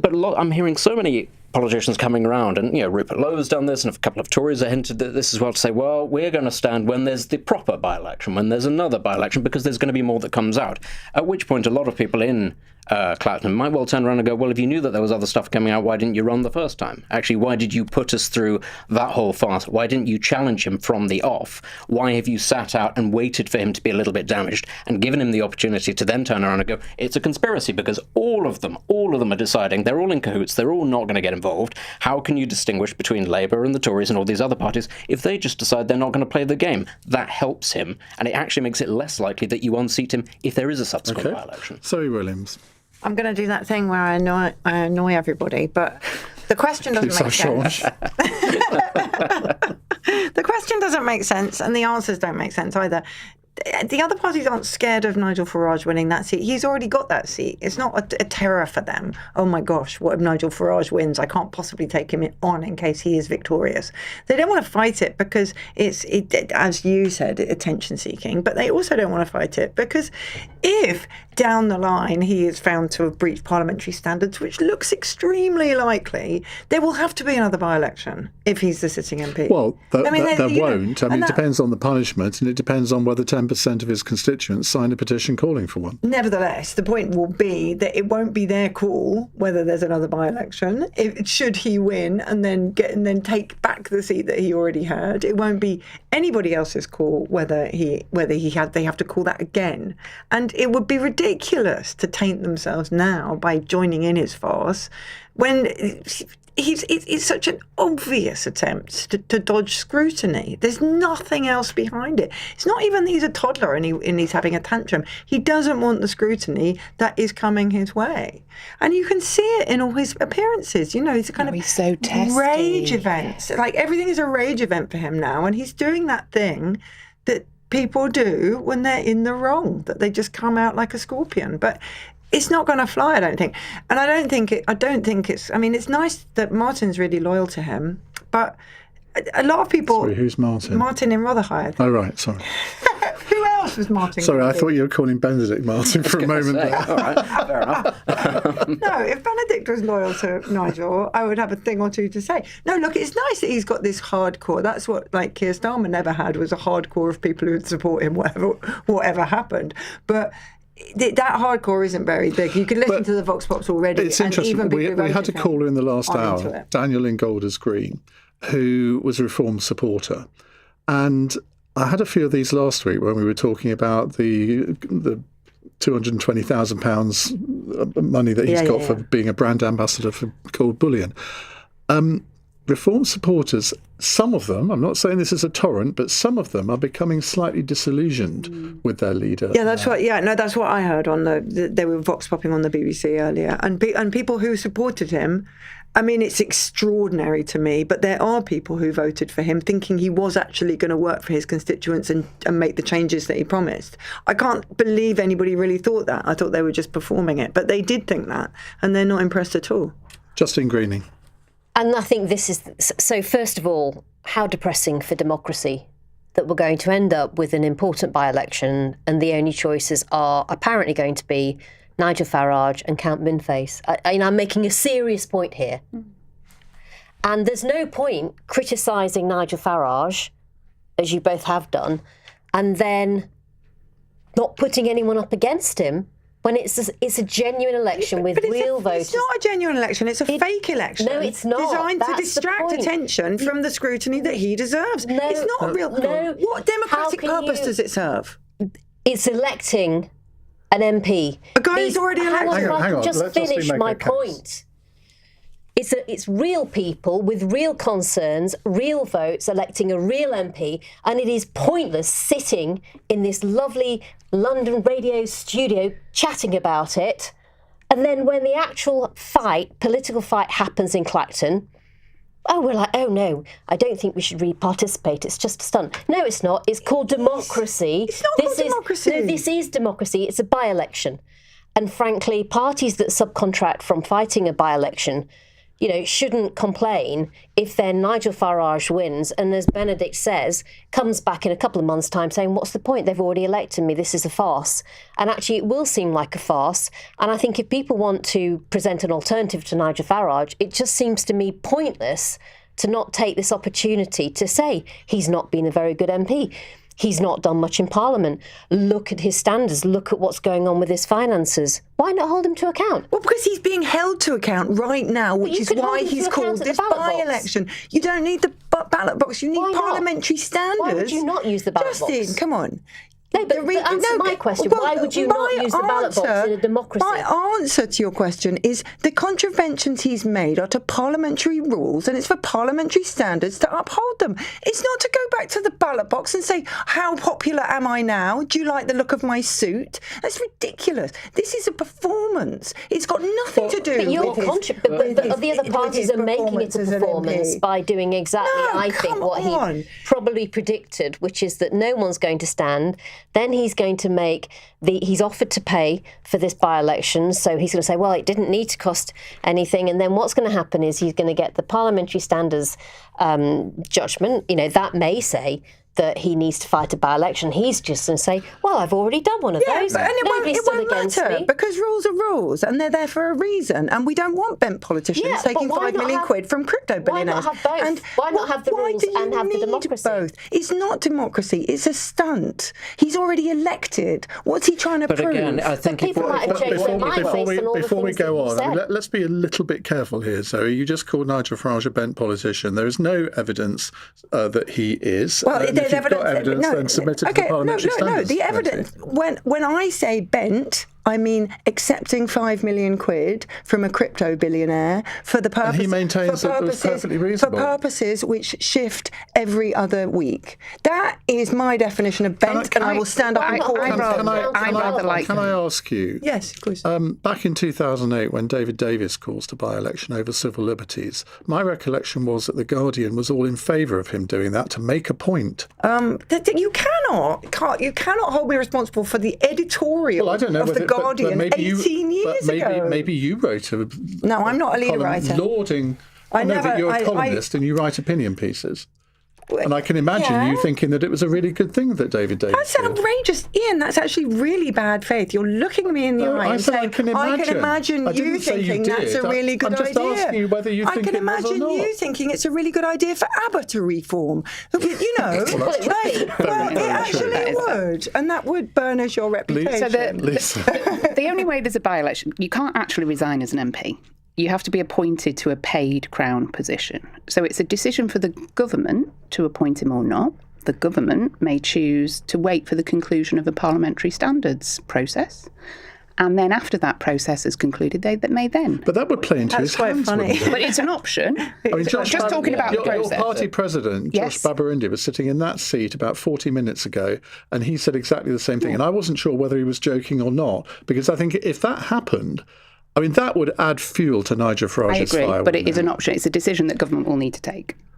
I mean, I really think you're underestimating how bad he looks to the people who voted for him. I'm not saying he should have done find that. out one way or another, and it's going to be an act of democracy. And that's the good thing, is that actually if the people of Clacton go, we really dislike you, we'll pick the man with a bin on his head. Well, okay, then he looks like an even bigger idiot than before. But the point is, if what you're saying is that what he's doing is acting in bad faith by taking this step, it doesn't mean that you can then turn around and go, well, the process by which we select politicians in this country doesn't apply in this case, and we can just take our ball and go home. You have to sort of meet him in good faith, even if he's doing it in bad faith. And that's where I think a lot of people will turn around, and the whole shtick about reform has been, we're not like the other politicians. We're not like them. We're going to do things slightly differently. What you could say, at the very least, about this is he has actually decided, I'm going to try and call their bluff on this. If the response from all the other parties at the same time is to go, no, we're not playing, then he can again turn around and go, well, see, they're not doing it. At the very least, that's what you were saying already. At the very least, one of them should have the gumption to take a stand, I think. But I fought Putney 4 times, and I won 4 times. 2 of those elections, I got 54% of the vote. Would it have been better for people in my community and me if it's arguably clear that I was going to win? Would it have been better for those elections if everyone else had thought, oh, what's the point? Justine's going to win? That's that's the worst analogy I've ever heard on this show. You're making the point that just because he's going to win, and that's this show, just because he's going to win, that somehow he shouldn't be held to account. Everybody should be held to account. No, it's not because he's going to win. It's because it's stupid. We don't know that he's going to win. I'm sorry, not a good communicator. Being a commercial radio station, we have to go to a break now, but we will reconvene in approximately 90 seconds' time, where we will continue a different aspect of this discussion. It's 19 minutes past 8. This is LBC. Go all Irish to France with great low prices. With Irish Ferries, you can for less. Irish Ferries, see travel differently. T's and C's apply. McDonald's Taste of the Tournament has arrived. Get the Sweet Carolina barbecue stack. 2 juicy patties and crispy bacon covered in sticky Carolina barbecue sauce. The Sweet Carolina barbecue stack. Bring it home with McDelivery. Until the 13th of July from 11 a.m. Fees apply to delivery orders. Price and participation may vary, subject to availability. Chase gives you 2% cash back on your everyday spending. Every day? Like Monday's train to work? Yes. Tuesday's big shop? Yes again. Wednesday's coffee treat? Yes, cash back. Thursday's lunch, Friday's brunch and Saturday's takeaway? Yep, and yep. Super. Nothing on Sundays. I take it easy. Lovely. Enjoy 2% cash back on debit or credit card spending on groceries, restaurants, everyday transport and fuel. Search Chase Bank. 18 plus UK residents. Chase current and saver accounts required. Maximum £20 per month. Eligibility, qualification, exceptions and T's and C's apply. This September, the world's top tennis players return to London for the 9th edition of the Laver Cup. From the 25th to the 27th, Team Europe face off against Team World at one of the capital's most iconic venues, the O2. It's your chance to see the biggest names, including Carlos Alcaraz, Alexander Zverev and Ben Shelton, with more to be announced. Get your tickets for an unforgettable weekend of tennis at lbc.co.uk. Cross Question with Iain Dale on LBC. Call 0345 6060 973. 21 minutes past 8. We have a fiery panel tonight. Justine Greening is normally the voice of Sweet Reason, but she's going for it tonight. She is. Founder of the social mobility campaign, The Purpose Coalition. Zoe Williams is columnist for The Guardian. Benedict Spence, writer, political and social commentator. And Lisa Smart, Liberal Democrat Cabinet Office spokesperson. Right, let's go to Robin in Whitehaven. Hello, Robin. Hello, Ian. My question is it time for reform to elect a new leader? Okay. I mean, there was a thought that Nigel Farage might be quitting politics altogether today, and then they would have had to, but that's clearly not the case. Benedict Spence. It's an interesting question because, reform were nowhere until Farage came back to frontline politics, and he's sort of taken them thus far, but he was always a politician that I think had a very firm ceiling on what it was that he could achieve. The difficulty with moving him on, so to speak, and finding somebody else is, who else is there? And, I think Reform are in a very in this sort of nascent period where they're still trying to find their feet, and lots of people still aren't quite sure about them, frankly, beyond Nigel Farage, and you've got the whole thing of former Tories sort of joining them, and people actually leaving Reform off the back of Tories joining them and going, well, actually, what is this party? What does it stand for? Does it really represent me? Are we going to set up some sort of splinter thing to try and sort of hamstring them in other places? It's a very difficult moment, I think, for them to try and switch horses. I don't want to make him sound like Moses. It's not going to be like he takes them to the promised... he's not going to take them to the promised land. He might be able to see the promised land and go, it's that way. But I don't think he's likely to be Prime Minister. I tried not to, but it was the best analogy I could think of. Who that person is, if it ever happens, I don't know. You just sort of have to look at the array of people and go, Richard Tice, nice guy. Does he quite have it? No. That's why ultimately Farage had to come back in the first place. Zia Yusuf, increasingly confident, intelligent. Does he quite have it? No. Does he have the name recognition? No. Robert Jenrick has the name recognition, certainly, to a point.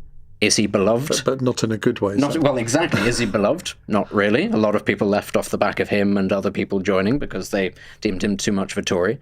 So that's the problem, really, is that you have got this figure that has done pretty well. I think nobody could dispute that Reform have done pretty well given where they were to where they are now. Can he actually get them over the threshold? You don't know until you try. I'm not sure he can. But is there actually anybody better underneath yet? I don't think Reform is established enough, and I think when they stand at by-elections, the calibre of the candidates that they put forward... I had this conversation actually with Zia Yusuf a couple of years ago, which was actually what you have is a golden opportunity to change how it is political parties go about recruiting the people that you put forward. It doesn't appear to me that they have done it in a particularly sound way. It looks a little bit slapdash. It's either, oh, this guy's big on Twitter, oh, this guy's a plumber, and the last by-election we lost to a plumber, that might work. People on Twitter, they're popular, or maybe not everybody has Twitter in this constituency. It still looks as though it's a work in progress. So is this the moment to change leader? I'd say probably not. Do I think long-term he's going to be the guy? Again, probably not. Justine? Of course it's not the moment change leader because he's just about to win a by-election that nobody else contests. And if we'd been here about a month ago, you could take out the word reform. Is it time for Reform to elect a new leader and substitute Labour? And the answer to that would have been in the result of the Makerfield by-election, which of course, Iain, as we know, wasn't always in doubt. We didn't know whether Andy Burnham would win or not. We thought he might do. We thought he might lose to Reform. Who knew he could lose to a plumber? But the point is, there was a contest, and I actually think that Andy Burnham came out of that strengthened because he'd won a tough by-election. And I think it changed the dynamic within the Labour Party, the credibility. I can't understand why having won in Makerfield and then said that you are someone that can do this Manchesterism in the whole country, why wouldn't you want to say to Farage, OK then, Let's have a discussion with people in Clacton who face many of the same challenges. Bear in mind that Andy Burnham is he's not the leader yet. He's likely to be though. But yeah, he is. But he couldn't have made this decision today. Administration, maybe not. But I'm sure his view would have counted. But the point is, I think it feels like you've got one by-election where Labour run towards it, and obviously it's important, and another with actually constituents facing comparable issues. I've just been told in my ear that LBC understands, a phrase I hate, but LBC understands that Andy Burnham was consulted over this decision. There you go. Well, he made a wrong decision. I think Labour should get in there like the other parties and make their case. But that doesn't answer this question, which is whether Nigel Farage should be replaced as leader. And that, I mean, I would have to be a lot better reformology to know if there was somebody really snapping at his heels and like somebody plausible. And if there were, I would be worried. And maybe I should be worried. But why?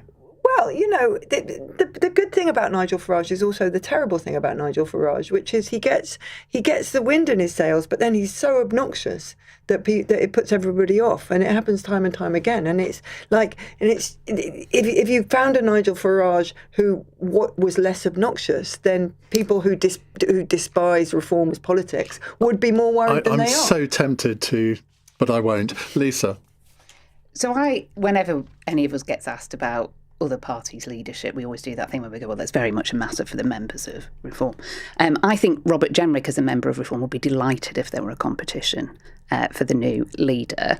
But Farage does something that none of the rest can do, and others have said. So I am wholly opposed to almost everything he stands for. But he is a good communicator. And despite his background, despite everything he's done in life, he is able to come across as somebody who a certain sort of person thinks they would enjoy spending time with. Or that he says things that they are waiting. Laugh, but he is actually bloody good company. Well, no. I was just laughing. You'd get on like a house on fire with him. Ian, Seriously. I've met Nigel Farage loads and loads well, of times. There you are. I'm right, aren't I? Since he was exploding his testicles on John Pienaar. What? You remember when he did that very warts and all memoir, and then he talked about it I published in enormous... It. Oh, yeah, you did. See, I've been around the block too, with him. I mean, I'm not under any doubt about the fact that he can charm some people, most of them journalists, some of the time. The reason I was laughing is that, despite everything. Well, your kind of implication was that actually who he was, it would be impossible to have drinking with him, which I completely agree with. I was just amused. But he is able to connect with some people and they think, I quite like him, I quite like what he says. What I think I agree with comments others have made, people don't like the fact that he's a grifter, that he's declared 16 jobs, in addition to being an MP, since he got elected 2 years ago. The 200 and, I can't remember the exact amount, 20 grand for being a brand ambassador for Gold Bullion. People want their MPs to be doing the job of an MP. And not everybody has the same idea of what that is. Not everybody wants advice surgeries on a Saturday morning at the community centre, but people want their MPs to do the job, not 16 other jobs. I think it goes deeper than that. He is a party leader. And if you are a member of a political party, Justin, you'll know this, you want to see your leader devote all their attentions to winning power. Yeah. And clearly, Nigel Farage is not doing that at the moment. I mean, can you imagine if David Cameron or Kemi Badenoch had done this sort of thing? I mean, Conservative Party members would have been outraged. And I think the Reform Party members are starting to be a little bit irritated, I would outraged. say, recalling when David Davis called this by-election, I was a very new Tory MP at the time, and a lot of MPs were just furious with him. It felt really self-indulgent. People were going to have to do lots of travelling. Well, I was his vicar on earth and I was furious. And people want to be doing other stuff. So I'm sure there's part of, there'll be people in Reform who just think this is the last thing they need. At the same time, what lies behind all of this, and the reason sometimes I think he is someone that can resonate with a political zeitgeist is because you've almost got this contradiction in a way. He's talking about problems that people feel no politicians ever actually get round to fixing. And they've lost trust with the political system in fixing them. And again, this is why I think it's wrong to contract out of this by-election. What someone like Andy Burnham was doing in Makefield, and I wrote an article in The Guardian, interestingly, that was positive about the good growth in every postcode, that was talking about solutions. It was talking about devolution. It was talking about the role of business. It was a lot of the stuff that I obsess over on how to drive social mobility. I think the weakness of Farage and Reform is it's too much about problems, but not about solutions. So why lose the opportunity to have a debate about problems versus solutions? I agree on the solutions. I'd love to have a separate debate about how Manchesterism isn't We are going to have a separate debate, but on something else in just a few moments' time, because we need the news headlines with Darryl Jackson at 8:31. Labour, Restore and the Conservatives say they won't stand in what Kemi Badenoch's called the fake Clacton by-election triggered by Nigel Farage's resignation. The Reform leader says he'll hold the vote in protest at the intense scrutiny over unregistered gifts of cash and support to him. Prince Harry's accused a court of a whitewash after losing his privacy lawsuit against the Daily Mail. A judge ruled he and other celebrities had failed to prove allegations of unlawful information gathering. And the International Olympic Committee has provisionally lifted its ban on Russia. The decision paves way for the country's athletes to return at the Los Angeles Games in 2 years.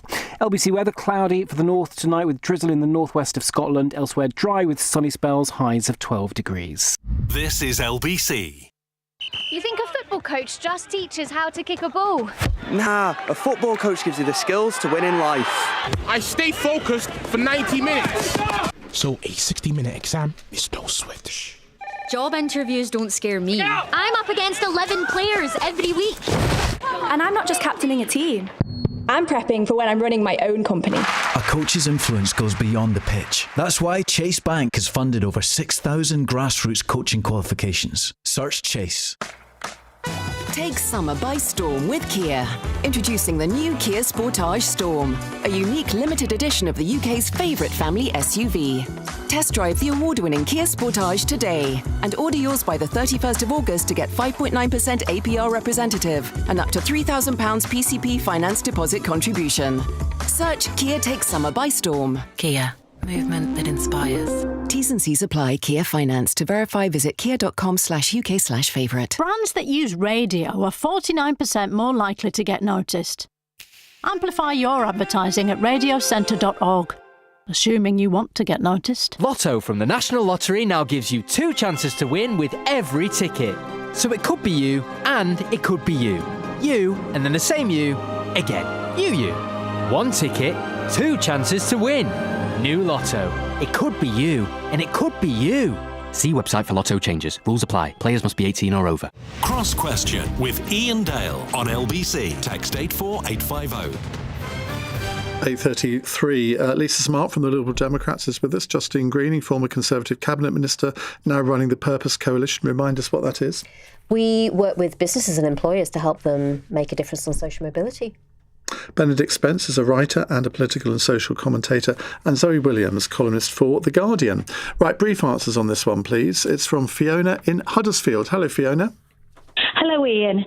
I wondered if the panel agreed Nigel Farage is a public school boy who went to a very good school. He worked in the city and receives a pension from the EU, and he's an MP. Isn't he actually part of the establishment? Lisa. Yes. You asked for a brief. That was very, very good. Okay. He is. Follow that, Zoe. I think he's part of a new kind of establishment. I think he's part of a new elite. I think he's part of capital interests, and that's why we see so much money flowing to him personally. I don't think he's a kind of classic old boys network guy. Zoe? No, Justine? Yes, of course he is.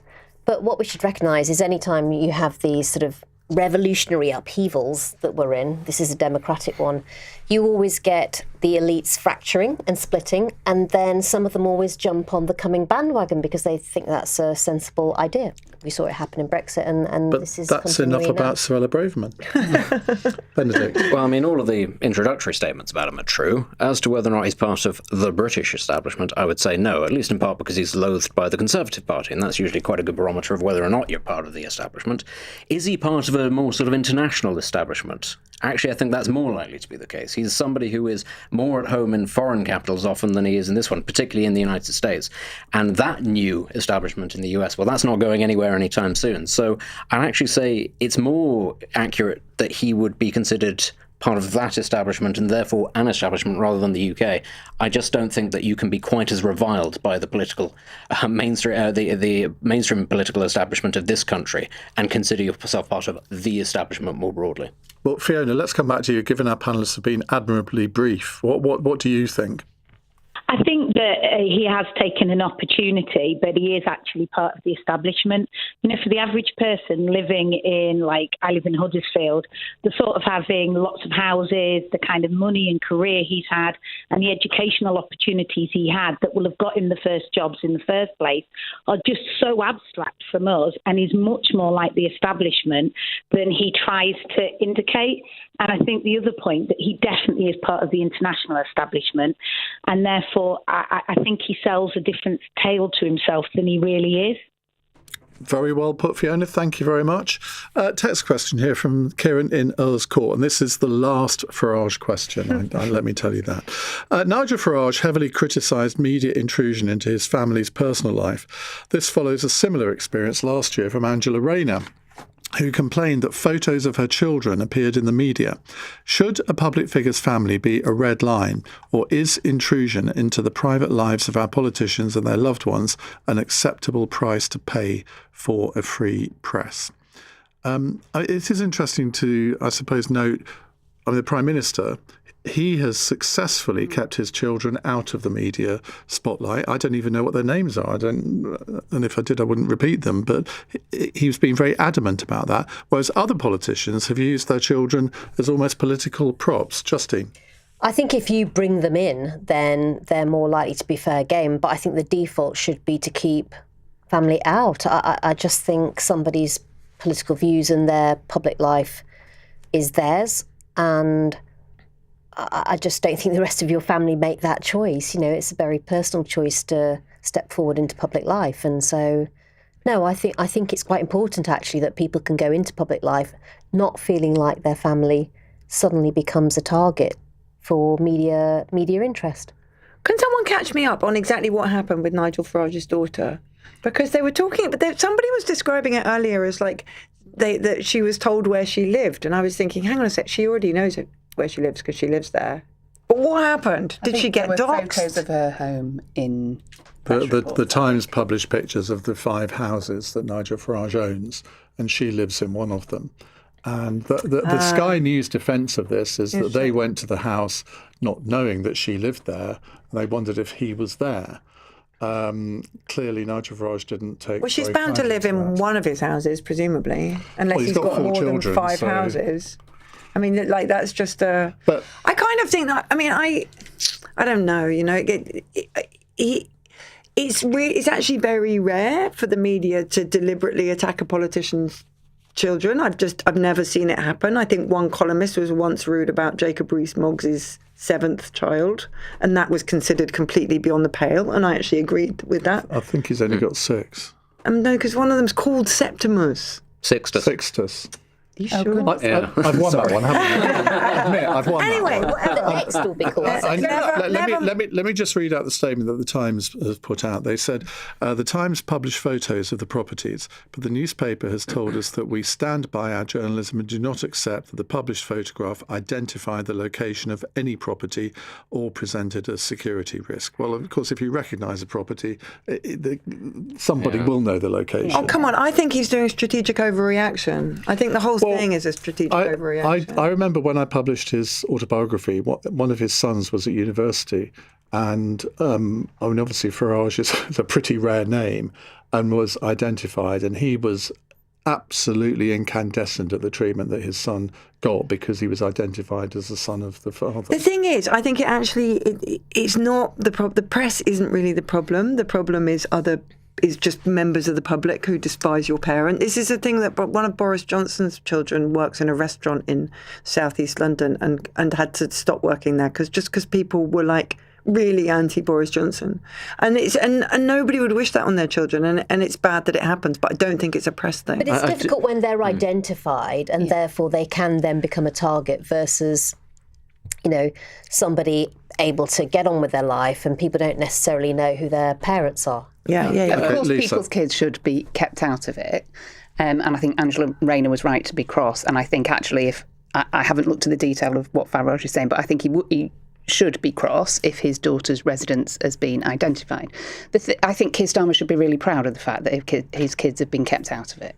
And I think that is good and healthy for them, because growing up in Downing Street has got to be something that you're going to want to talk through with professionals for quite a long time later in life. The thing I'd say about what informs your politics, if I think about Ed Davey, he's talked a lot about John, his son. John is severely disabled. Ed is a carer for John. And a lot of what Ed and his wife Emily do is work to give John the best future he can have and to give other families who are going through similar stuff a better start. That has massively informed who Ed is as a person. The fact that Ed is John's dad has massively informed his politics, has massively informed the way he's able to do his job. And Ed gets strength from that. Ed is a better leader, he's a better MP for doing that. So I think when you bring your children in, used the story, I think, in a way that works. The thing I thought was really good, one of the best bit of emotional political communication I can remember was in the general election in 2024, was the video that Ed did about being a carer. Yeah, it was great. It was brilliant. And all we saw was the back of John's head. You wouldn't be able to identify John unless you saw him with Ed and Emily.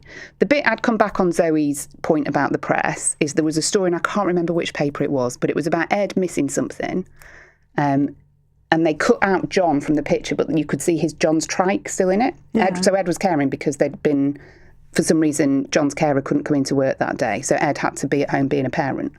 And they showed the photo with the trike, but not with John, which would have contextualised why Ed wasn't at something. Well, so yeah, that might be a bit scummy, but that's not about John, right? That's no. Ed. You're absolutely not responsible for every journalist. No, I don't think I am, but I don't even think that journalist... I think She's there not is even a responsible role. for herself sometimes. I think there is a role that the media plays in this. You're right, it's a societal issue, but I think there's a particular responsibility on the media to be responsible. But the risk of being pedantic, I don't think that would This is actually quite an interesting topic, given that there's another story that we may touch upon later, which is to do with press intrusion and press coverage of people's lives. You're Nostradamus. What are the odds? What else has been in the news today? It's one of those where, yeah, I agree. I don't like it very much when politicians bring their children or their families or their situations into almost any aspect of life. I think there are very rare circumstances, and I do actually think that Ed Davies is one of those rare circumstances where you can go, actually, no, this is a valid contribution. But I think it's a good thing to try to keep your family out as much as possible, your friends out as much as possible, because, and this is where I agree with Zoe, actually I think that there are far too many people in this country who consider those people an extension of the individual politician and think that it's fair game to behave in a fairly primitive way, frankly, to them. I think that it's pretty despicable if you go up to somebody's child and you have a go at them because of the parents' politics or whatever. And it's ironic, actually, because obviously there's what's been going on in France at the moment with Marine Le Pen, and there was a similar sort of situation there where the broader Le Pen name carries certain gravitas, and members of that family have been subjected to real violence. No interest in Jean-Marie Le Pen's politics or Marine Le Pen's politics. Still, that is what happens. And I would actually say that it is, I'm not sort of saying that there's anything that's been done particularly badly in this particular case by the Times or Sky. I would simply say that a meticulous amount of care needs to be taken over the ability to identify people. And when it comes to publishing pictures of things like properties, actually it's very easy to locate things nowadays. Lots of people can do it. You don't need to be a professional. You just need access to the internet, and you need to know how to use things like Google Maps. It's pretty easy to identify where people live, what their properties are, and journalists, I think, need to be very careful about putting that information out there. Right, we are going to move on to talk about the Prince Harry versus, and others against Associated Newspapers in just a moment. It's coming up to 8:45. This is LBC. Ever notice how some things are just standard? Traffic on the M4, standard. Meetings that could have been an email, standard. But at Aon, our cars are driving the new standard. The new Aon V has rapid charging, standard. Panoramic glass roof, standard. 8 years servicing, 8 years MOT, 8 years roadside assistance, and up to 8 years warranty. Also standard, thanks to our Great 8 promise. Search Aon Auto to test drive today. T's and C's apply. Welcome back to this summer's tournament coverage with BetMGM, where every game's the main event. Let's go live as the players come out. Incredible! The fans are holding up a giant banner. It says, bet £10 and get £40 in free bets. Now that's what I call a welcome offer. Listen to the crowd go wild. Bet £10 and get £40 in free bets with BetMGM, where every game's the main event. Minimum deposit £10, new customers only. Wagering requirements and conditions apply. 18 plus, please gamble responsibly. Vodafone is backing the UK with an £11 billion investment to make the nation's biggest network even better. Fair play. That's a big commitment. So you can launch that business. So I can start selling my model trains in Pwllheli. Multitask in a haze of glory. I could stream Wimbledon whilst on a video call. Start doing more of what you love from more places. Opportunity awaits. Switch to Vodafone today on the Nation's network. Nation's network means UK's biggest network through Vodafone 3 merger based on mobile sites versus major providers. Network improvements by 2034. See vodafone.co.uk/TNN. Subject to coverage. A message from TfL. I saw him in the local news a few days after. His name's Rakesh. They had to put him into a coma just because I didn't look again at that turning. He had 2 kids. How did I not see his bike ahead of me? Well, I didn't look again. He didn't make it. Drivers, take another look, not a life. To the Mayor of London and TfL, every journey matters. Cross Question with Iain Dale on LBC. 8:46, Lisa Smart, Justine Greening, Zoe Williams and Benedict Spencer with us answering your questions. Here's one from Barbara. Is Prince Harry just attention-seeking again, or has he got a point about tabloid tactics?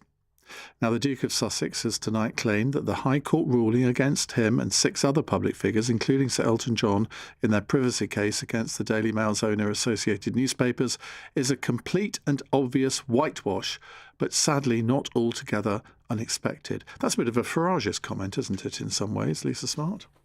So I think we should respect the ruling from today, but I think that doesn't get away from the fact that the phone hacking scandal was an absolute disgrace that went on for a long time, and that we need proper regulation of the press. The Conservative government who were in last failed to do what I think was necessary, and so we've ended up with a really patchwork way of some press opting in to different regulators and some not. Social media isn't covered in the same way as a broadcaster is, and I think there's a lot to be said for looking at this again and looking at it systematically so that people play by the same rules. So you want a Leveson too? Well, it was meant to have 2 bits, wasn't it? Yeah. That was the whole point. I think it's so long ago, I can't remember. It's unfinished work, and I think what we have at the moment is a hodgepodge of different regulators doing different things, holding different people who have opted in or not to account. And what that means is that there are still vulnerable people who are not getting the protection that they need when people don't play by the rules. Okay, Benedict? I find all this rather complex, because it's... At the one hand, I do believe it's very important that people have their right to privacy respected. When, we were just talking about politicians, talking about the extension of their families and people who might be associated with them, that's very important. That does apply to a degree, I think, to the families of celebrities. But increasingly, our society is moving to a position where celebrities are not necessarily just famous for their singing, their acting, they're famous for who they are. As we move towards the era of reality television and social media influencer, actually everything that these people are producing is themselves. That is the product. That's going to make it very difficult, I think, to find out where you then draw a line subsequently, because whereas once upon a time you might say, take Prince Harry for instance, he's a member of the royal family, he doesn't necessarily get a say over any of this, he just was born into this situation, he's managed to extricate himself from it, but we're going back some way towards, things were expected of him in his role, he didn't have a say. There was intrusion into his life. He's very unhappy about that. Fine. But if you are, say, a celebrity who actively has sought the limelight, and that has been your whole sort of raison d'etre, that's how you've made your money, it becomes a bit more difficult to then say, no, you're not allowed to make money. Somebody else isn't allowed to make money off of this by selling a story which may be completely true. So I think that there's an interesting moral query there, which is, curious as the two of you were saying, well, we need the sort of the next stage of Leveson. You could start that, and within about a year, it might be out of date, given the speed at which a lot of this stuff is actually going. Isn't the point here that this case was brought without the evidence? And if you're going to bring a case to the court, you've got to be able to prove your case. I think and the judge made very clear that it hadn't reached the evidential level, Justine. And I think one of the whistleblowers, didn't he change his evidence midway through? Sadly, I haven't followed this line by line. So maybe there was the evidence and then actually a key plank of it fell away. But I do think, it's fascinating, isn't it? On the same day that Farage has really been up in arms about lots of things, including, though, intrusion into his family life, and mentioned Leveson when he was having a go at the Sky broadcaster on his speech today. And then you've also got Prince Harry essentially raising a really comparable issue around press intrusion. So maybe there'll be some kind of Faustian pact as we get towards the... Prince Harry. Donald Trump will have a stroke. But there is a slight... I think one of the challenges with reform is almost these double clothes that are worn. On the one hand, this ultra-libertarian party against ID cards, raising real concerns around COVID restrictions, etc. On the other hand, listening to Farage today, I thought, hang on a minute. Are we going to see some press regulation coming through from a future reform government? So actually, the sort of Trumpian, slight authoritarian piece of it. And how can you be a party that is ultra-libertarian and actually, at times, a bit authoritarian? It's not just libertarians who are not massively into ID cards. Let's get the views of a member of His Majesty's Fourth Estate. Well, I mean, so many things. The thing is with Farage is that he doesn't have to be consistent because he is a far-right politician and that's what they do. Part of the authoritarianism is that you cannot rely on what they're going to say because they're not consistent in their views. And when he makes... A bit like Andy Burnham. No, sure. I mean, that was just too broad. That was a too broad a thing to stick in the spokes. It's accurate. Well, which views are you talking about? Then I'll take you on. The ones he's expressed this week or 2 weeks ago, yeah. Okay, tell me which ones you want to talk about. No, we I don't, because we're talking about Prince Harry. Don't say it. Censorship. Back to authoritarianism. Oh, the person's supposed to be running the show. That's a new one. Come on, get on I'm going to censor him. Look, the thing is that Benedict's point really didn't make sense. Prince Harry wasn't saying only I get to make a name out of my brand, only I get to make money out of my wife's brand. It's probably why I said he was the exception compared to all the others because he was a member of the royal family. But that's not what privacy is about, and that's not what Leveson was about, and it's not what the case against the Daily Mail was about. The case was, are they actually taking private information from sources they have no right to, whether they couldn't prove their case. Well, exactly. But if they thought they could prove their case, and their strongest ally was Doreen Lawrence in that, and she was absolutely convinced she was getting tapped, and she couldn't prove it. Now that seems to me to be absolutely open and shut. It's surprising to me that they got that far without the evidence, and I think Justine's probably right that the evidence vanished halfway through. But it's not a very complex matter of either law or media regulation. Everybody knows what you are and aren't allowed to tap. Right, let's move on to a very serious subject. This is from Oscar. Is the West still failing to take Russia seriously? Now, a bit of background to this question. World leaders have arrived in the Turkish capital Ankara for this week's NATO summit, with Volodymyr Zelensky again asking for Ukraine to be allowed to become a member. While today, the International Olympic Committee has decided to lift its 10-year-long suspension of Russian athletes, which might clear the path for the Russian team to return to the Olympics in Los Angeles in 2028. Benedict. Well, the International Olympic Committee is not the world, and the International Olympic Committee's decisions are its own. Whether we agree with them or not, that's not a reflection of whether or not national governments are taking things seriously. You might as well ask, is FIFA taking things seriously? It's entirely up to them. Are we taking Russia seriously? Yeah, I think we are. And I think actually partly that is reflected in the fact that so many Western governments are still pretty scared of them, despite the fact that they've been unable to win convincingly in Ukraine. I think that there is, if anything, a real hesitancy about tackling Russia head-on, because there's an understanding that there's only so much that you can do, given that there are many other parts of the world, not in the West, that have no real interest in isolating Russia. And you can try and operate, a global economy without Russia. That's fine. But if China and India say, well, we're not going to play ball with that, well, then you're in a bit of a difficult situation. So I don't think that we can sit here and say that the West is not taking Russia seriously. One thing I think would be fair to say is that the West massively overestimated Russia's ability to actually strike parts of Ukraine and to take it. But having said that, that only happened in the immediate aftermath of the failure of the first wave, which, lest we forget, came much closer than I think a lot of people realize to taking Kiev and taking out the administration. So I don't think it's fair to say that we're not taking them seriously. I think there are many competing interests here, and I think we also have to recognize that, what is the West? It's the United States and it's Europe. Well, the United States has decided to go down a very overt realpolitik sort of approach to this, where it's decided that the interests of NATO and the West are not entirely its, and Europe doesn't necessarily have the resources to do what it would like. Sorry. You see, not only do I not think we're taking them seriously enough, I don't think we're taking each individual threat they pose to different elements of our democracy and our international life seriously enough. So we're not taking them seriously enough as a military threat. I know many countries in Eastern Europe are much more serious about their expansionist intentions, and we're just like getting our heads down and pretending not to notice, even though a lot of those drone incursions are actually coming up over the Irish Sea. We're not taking seriously enough the threat to democracy, the democratic interference, the potentiality for tech interference, but also the evidenced use of it in previous elections. And we're not taking seriously the fact that Putin is very much kind of remodeling the international arena along the lines of global billionaires doing exactly what they wanted.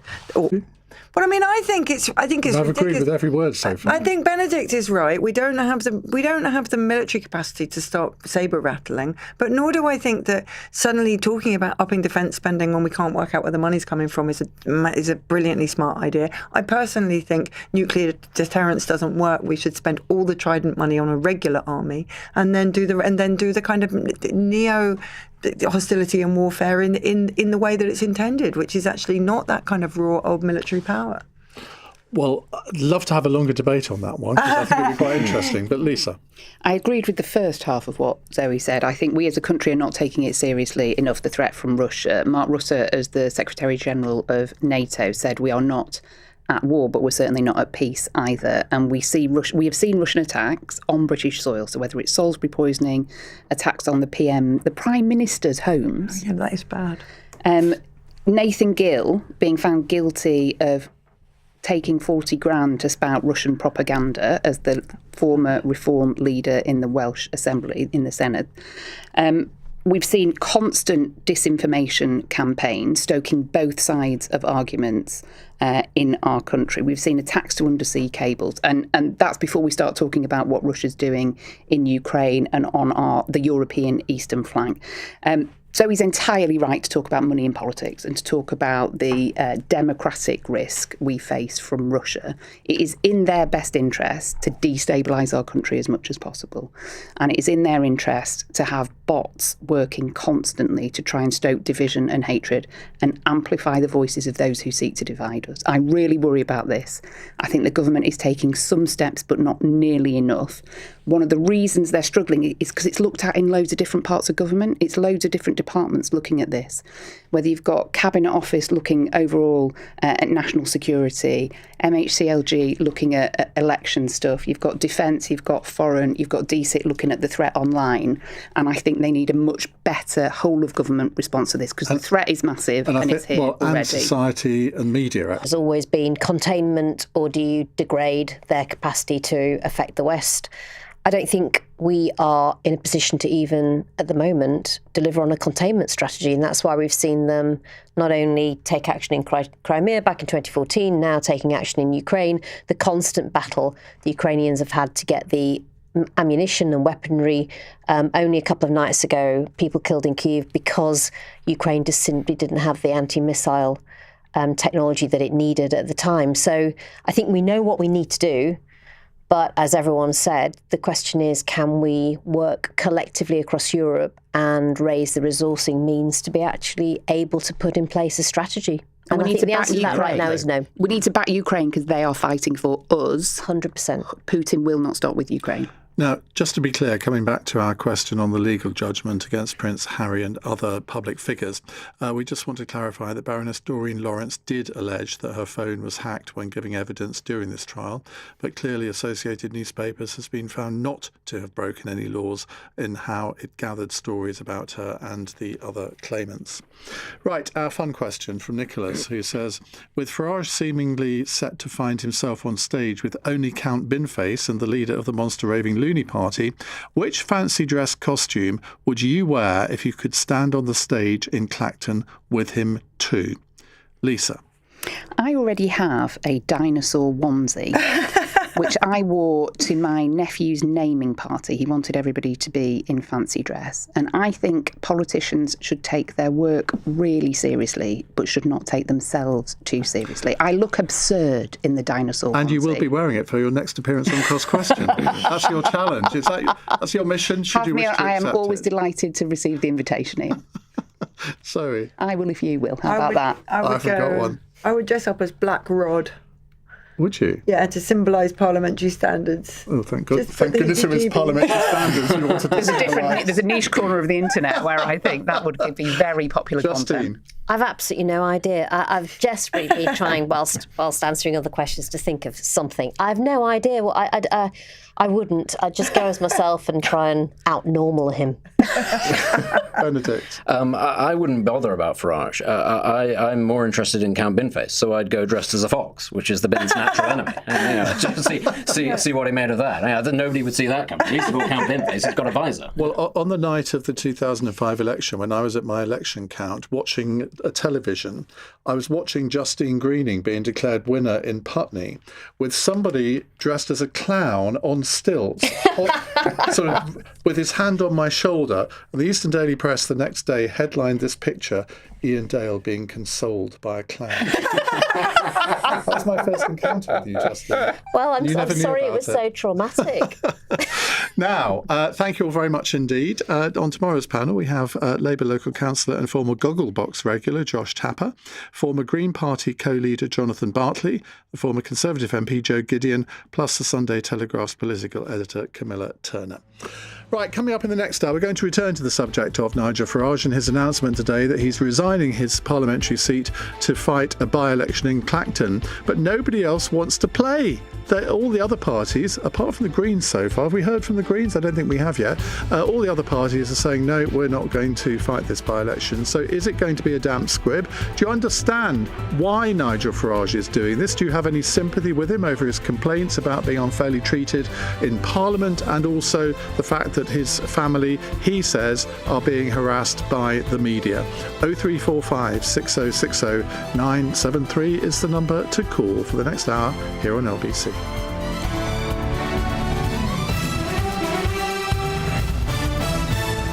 On your radio, on the LBC app, and Play LBC. leading Britain's conversation. This is LBC.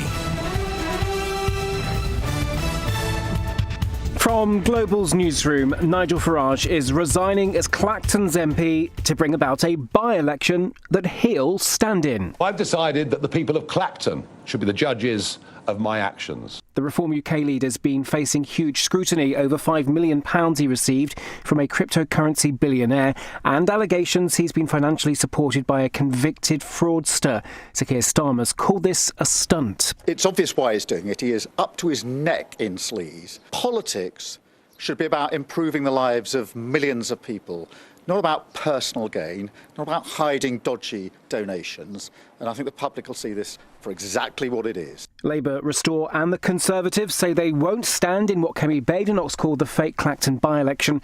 Justine Greening, former Conservative Cabinet Minister, told LBC this evening it's depressing for democracy. We're going to end up with an important by-election, and the only choices are apparently going to be Nigel Farage and Count Binface. There's no point criticising Nigel Farage and then not putting anyone up against him. It's real people with real concerns, real votes, electing a real MP, and it is pointless sitting in this lovely London radio studio chatting about it. And then when the actual political fight happens in Clacton, we're like, oh no, I don't think we should really participate. It's just a stunt. No, it's not. It's called democracy. In other news, Prince Harry and other famous names have lost their High Court challenge against the publisher of the Daily Mail.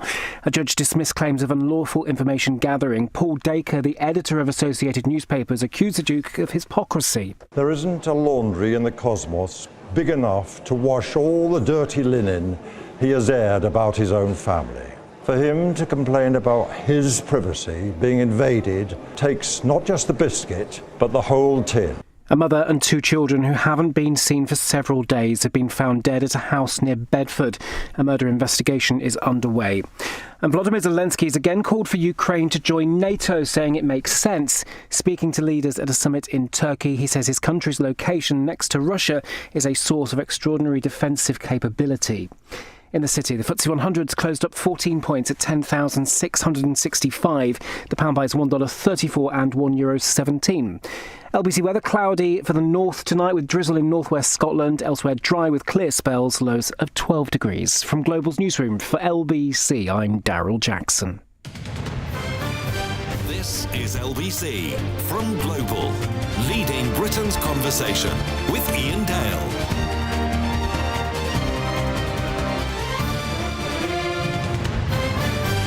Hello, a very good evening. It's 9 on LBC. Now, if you were listening to our first hour, you will have heard us talk a lot about Nigel Farage's decision to resign his seat in Clacton and call for a by-election. We had a lot of guests on and we didn't really get to enough calls. So I want to rectify that in this hour because we'll be taking calls almost from the get-go. I want to play a little bit of Natasha Clark, our political editor.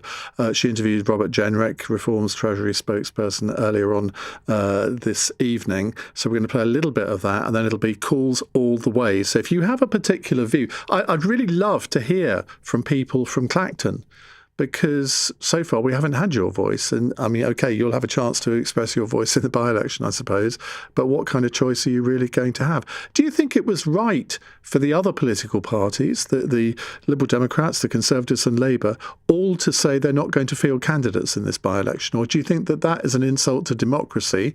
It proves Nigel Farage's point that the establishment are ganging up against him. 0345 6060 973. Well, as I say, LBC's political editor Natasha Clark has been speaking with Reform UK's Treasury spokesperson Robert Jenrick. He's still absolutely clear that he wants Nigel Farage to become Prime Minister in this country. Well, look, I don't know the ins and outs of the rules. It would clearly be absurd if Nigel is willing to put himself forward and stand in front of the people of Clacton and let them decide whether he should be their Member of Parliament if this was somehow repeated again in a few months' time. But, you know, if it is... But you might be facing two by-elections. So be it. Nigel is a fighter. Nigel wants to change this country for the better, and nothing is going to stand in his way. You know, I read these ludicrous articles over the weekend where people were saying Nigel's going to walk away. Nigel's not walking away. Nigel's just getting started. Nigel has fought for 30 years to put this country on the right path. And we now have this opportunity with Reform, which is gathering so much support in all parts of the country to actually fix this country. That was Robert Jenrick talking about the Parliamentary Standards Commissioner reopening the investigation into his party leader once he's inevitably re-elected as the MP for Clacton. And this is a clip that I meant to play then, but pressed the wrong button. So does he want Nigel Farage to continue as leader and become Prime Minister? The reason I chose to rally behind Nigel and Reform 6 months ago was because I see our country slipping away.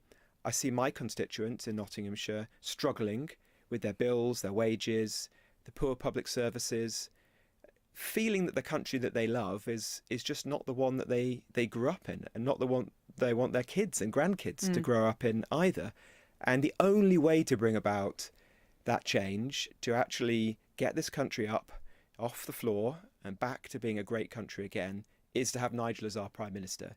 And it is not for the old parties to determine that. So let's see what the people of Clacton have to say about this. I have confidence they'll back Nigel, and that will set him on a path to being our Prime Minister. And critics, including the Prime Minister, said today this is a desperate stunt from Nigel Farage. It's obvious why he's doing it. He's up to his neck in sleaze. Politics should be about improving the lives of people, not personal gain, hiding from dodgy donations. What do you say to that? This is Keir Starmer. This we're is talking Keir about Starmer. here. The man, sorry, that is the current Prime Minister. The man whose glasses were paid by Lord Ali, whose anti-corruption minister got tried for corruption, whose business secretary faked being a solicitor, whose housing secretary had to resign in a scandal about stamp duty.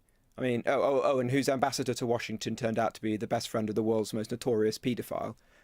And then let's look at our next Prime Minister, Andy Burnham, whose chief advisor is Louise Haigh, someone who is a convicted criminal, and he is going to put around the cabinet table of this country. These people don't get to play these silly games. They're up to their neck in sleaze. What Nigel Farage is prepared to do is say, I've nothing to hide. I'm going to ask the people of Clacton. And I think this by-election will ultimately be one of the most important in my lifetime. It will be the old establishment versus the people. And I have every confidence that the people are going to make the right call, and that call will put this country back on a path to future success with Nigel as our Prime Minister. The old establishment, says Robert Jenrick, it's a bit of a tired record, particularly coming from a man who was a Conservative MP for 15 years and a Conservative government minister. I mean, I ask you. Right, let's go to your calls, get your reaction to what Nigel Farage has done today.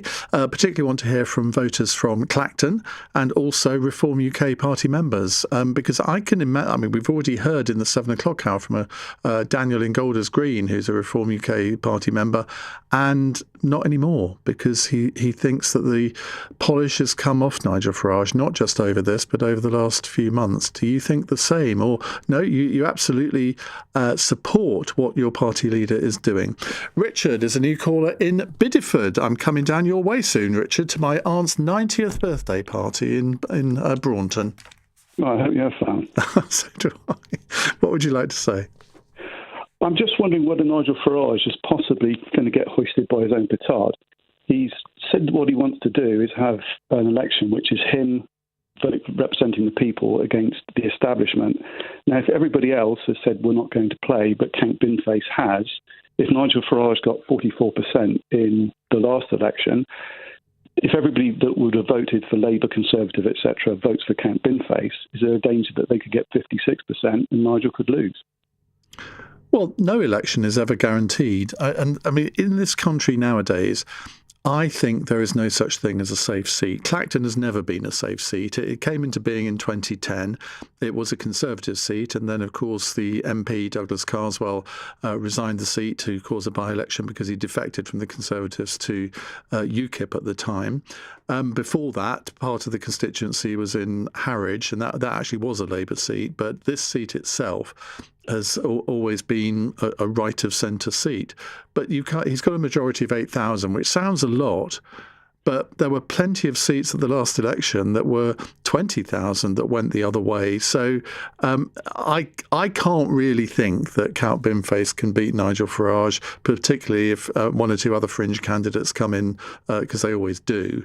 But you never know. Stranger things have happened. Not many, but some. Are you there, Richard? He seems to have gone. Oh, well, never mind. Good to talk while we did. Miles is in Croydon. Hello, Miles. Yeah, hi, Ian. Hi. What a day. What a day. And, I mean, my views on it all, firstly, all this stuff about the press pursuing his daughter is complete rubbish, because the first question is, why would they want to? Why would they choose now to do so? I think what's clear is that they are investigating all the properties that he owns or has links to, and he's come up with this justification for him throwing his toys out, that they're pursuing his family suddenly. Well, hang on a second. It is a fact that his daughter lives in that house. Now, Does she own it? Pardon? Does she own it? No, clearly not. What difference does that make? Well, because from what I heard earlier, I think on your station, he owns the property. It's one of the number of properties. Yeah. So, of course, they're going to be looking into the properties that he owns or his partner owns, because that's part of this whole question of what's all this money being funding. So the fact that his daughter happens to be living in it, the fact he owns it is the reason I think the press is most likely to be looking into it. So, look, at the end of the day, I don't believe that they've suddenly taken an interest in pursuing his family, because I don't see the purpose, and I don't see, if they were going to do that, why would they have not done it before? The whole purpose of today is he doesn't want these investigations, because we have rules in this country in Parliament, and there is an investigation that's being looked into the funding. There has to be some rules around funding, and this funding that he didn't disclose does seem a huge amount of money from a single individual that has real interests in decisions being made in Parliament. So, yeah, but again, let's get the timeline right here. Because his defence is that this gift came way before he'd even decided to stand for Parliament in 2024. And I think the timeline there is correct. But the accusation is that, well, that doesn't matter, because the rules state that you have to declare anything that you got in the 12 months before you were elected. Now, Nigel Farage contests that, and he says it was a personal gift anyway, so it doesn't really come under it. But, I mean, there are two very different perspectives on this. And that's what the investigation is looking at. Yeah, but what you were alleging is that this gift came because the person who gave it would have wanted something in return in Parliament. Well, the gift came before he was even thought about standing in the 2024 election. When the gift was made, Nigel Farage was heavily involved in UK politics. In fact, didn't he own or run Reform Party? Yeah, he was the leader of Reform UK. You're absolutely right. He was the kingpin of one of the biggest parties. So I don't think the argument that he was not in politics stands up to any investigation. But anyway, look, at the end of the day, there is an investigation that has been kicked off. That is a process in our Parliament. But he's chosen today, like maybe Trump with the red card in the World Cup, he's chosen today that the rules should be different for Nigel Farage. He doesn't want that investigation to happen, which is the correct process. He wants to cut that short. Well, again, you keep saying things which are absolutely not true. He hasn't said he doesn't want the investigation to continue. You are surmising because of this that he doesn't want but he hasn't said it himself. Well, if he believes he's innocent and he's currently elected to represent the people of Clacton, why would he not continue in that role, see this investigation come to a conclusion that will presumably find him innocent, and then continue on towards the next election? The reason he's calling it now is because he knows that if he's found guilty, there may well then be an opportunity with the findings. Well, yes, but you keep stating these as facts. These are not facts. These are your opinions. Well, why? Well, you've asked why do you think he's done what he's done today, and I'm coming up with an argument. And in fact, generally, just now, the clip you shared revealed what their thinking is. Their thinking is, if he wins this by-election, he's deciding timing-wise to call before any decisions from the investigation, then the people of Clacton have made a decision on his donations. Well, how can the people of Clacton make that decision? It's a nonsense. That's basically what he wants to do. Yeah, well, I agree with that. Well, yeah, and it's complete nonsense because the people of Clacton can't look into the nature of the donations and make a decision on the rules of Parliament around donations, can they? I mean, that's not part of what they're being asked to do. They're being asked to vote for a member of Parliament. But he wants to use that as a different measure of whether he's innocent or guilty of anything around donations. So that's, I believe, why he's suddenly done it now, because he wants to stop. He wants to come up with a new justification for his crowning as the future leader. Well, you may be entirely correct. I think if you take that a stage further, and I don't know how they've wargamed this, because believe me, that this won't have been something that he will have decided to do this afternoon or this morning. If you take that, excuse me, if you take that a stage further, you could argue that. If he is found guilty by the Parliamentary Standards Commissioner, and if there is a punishment, which would mean that there could be a recall petition, you could then think, well, maybe the people of Clacton will be so tired of having by-elections that they don't want another one. And therefore, you wouldn't get the 10% of the electorate signing the petition that would facilitate a second by-election. Now, I think that is probably going a little bit too far in the conspiracy theories, but that's what some people are alleging. Yeah, and I think the important thing is that this investigation is completed and the country just is told what the findings are. I mean, £5 million into your own personal pocket for whatever you want, and it's none of anybody's business why he's got it.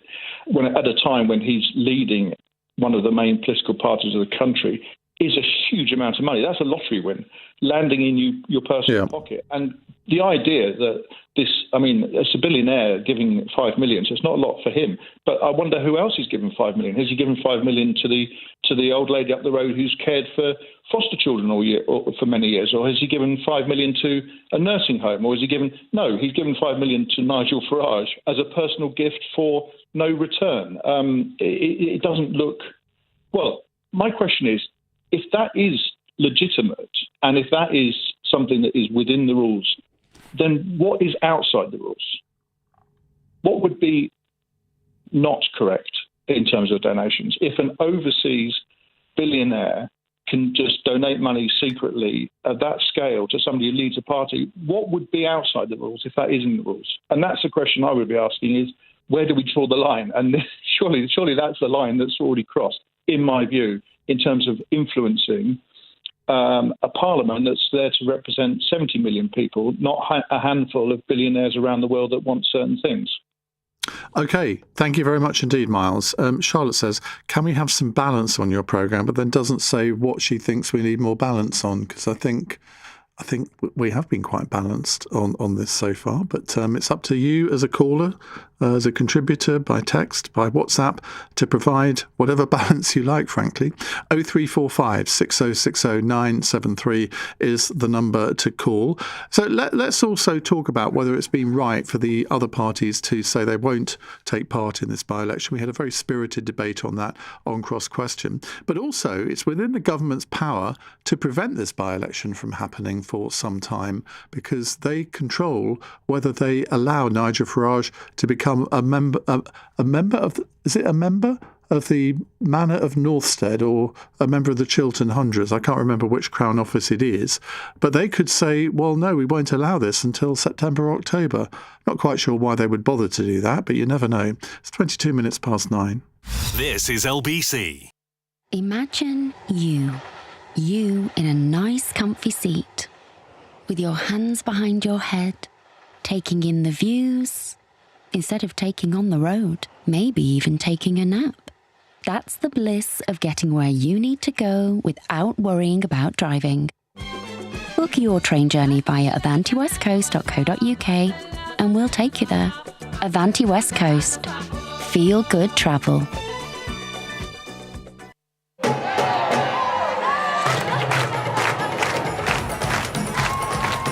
When your daughter's wedding guest list is double-sided, enjoy every hand-clapping second of it. Be a step ahead with Barclays Premier, with our best savings rates. Barclays, backing your future. Eligibility criteria apply, T's and C's apply. Up to speed. Your Formula One podcast. Round 10 is the iconic Spa circuit in Belgium. New episodes every Monday and Thursday on YouTube or Global Player. Lotto from the National Lottery now gives you 2 chances to win with every ticket. So it could be you, and it could be you. You, and then the same you, again. You. 1 ticket, 2 chances to win. New Lotto. It could be you, and it could be you. See website for Lotto changes. Rules apply. Players must be 18 or over. Iain Dale on LBC. Text 84850. 24 minutes past 9 on LBC. We are talking about Nigel Farage, his by-election and the reasons for calling it and the reaction of everybody else. Let's go to Chris in Richmond. Hello, Chris. Hello, Ian. Well, I mean, the first thing I would say is, I don't know about you, I've worked in a certain number of different jobs over my 30-year career, but I've never resigned from a job believing I was innocent of something I was on an investigation for. Most normal people don't behave like that. Have you been investigated, Chris? We all want to know. No, I haven't. No, but the point is, like, who in the corporate world would do that? If you were investigated by LBC for something, you might be suspended, whatever, for a temporary period, but you wouldn't probably have a hissy fit and walk out over it. It just wouldn't happen. Well, I suppose I might if I thought I was guilty. Yeah, exactly. But this is my point, right? No smoke without fire. The other point I would make is this is a man that has talked about the establishment. I mean, seriously, the amount of money he has trousered in the recent months and years with the GB News stuff, the 5 million donation is what most people could only dream about with a lottery win. It's just laughable. And finally, the cost of a by-election, why does the taxpayer have to stomach that? Oh, well, no, Nigel Farage has got the solution to that. He said that Reform UK would fund it all. Now, I can't believe that, I mean, I can't give you chapter and verse on the rules on this, but, I mean, it couldn't be allowed to happen, could it? Of course not. I mean, it's got to be independent. I mean, he has done this, I think, for 2 reasons. One, because he knew he was probably going to get found guilty and there was going to be a recall petition anyway, and he thought, well, I'll get ahead of the game and turn it into a people versus of Clapton versus establishment nonsense, as you said. But I also think this other story that dropped today, this piece about a National Crime Agency, we'll see where that plays out. But that's incredibly serious. I mean, allegations of money laundering. This guy that he got into bed with is, he has been to prison. It's not an allegation. He has been to prison for wire fraud in America. whatever you think about people, most people don't think it's a great idea to hang around with people like that if you want to be Prime Minister.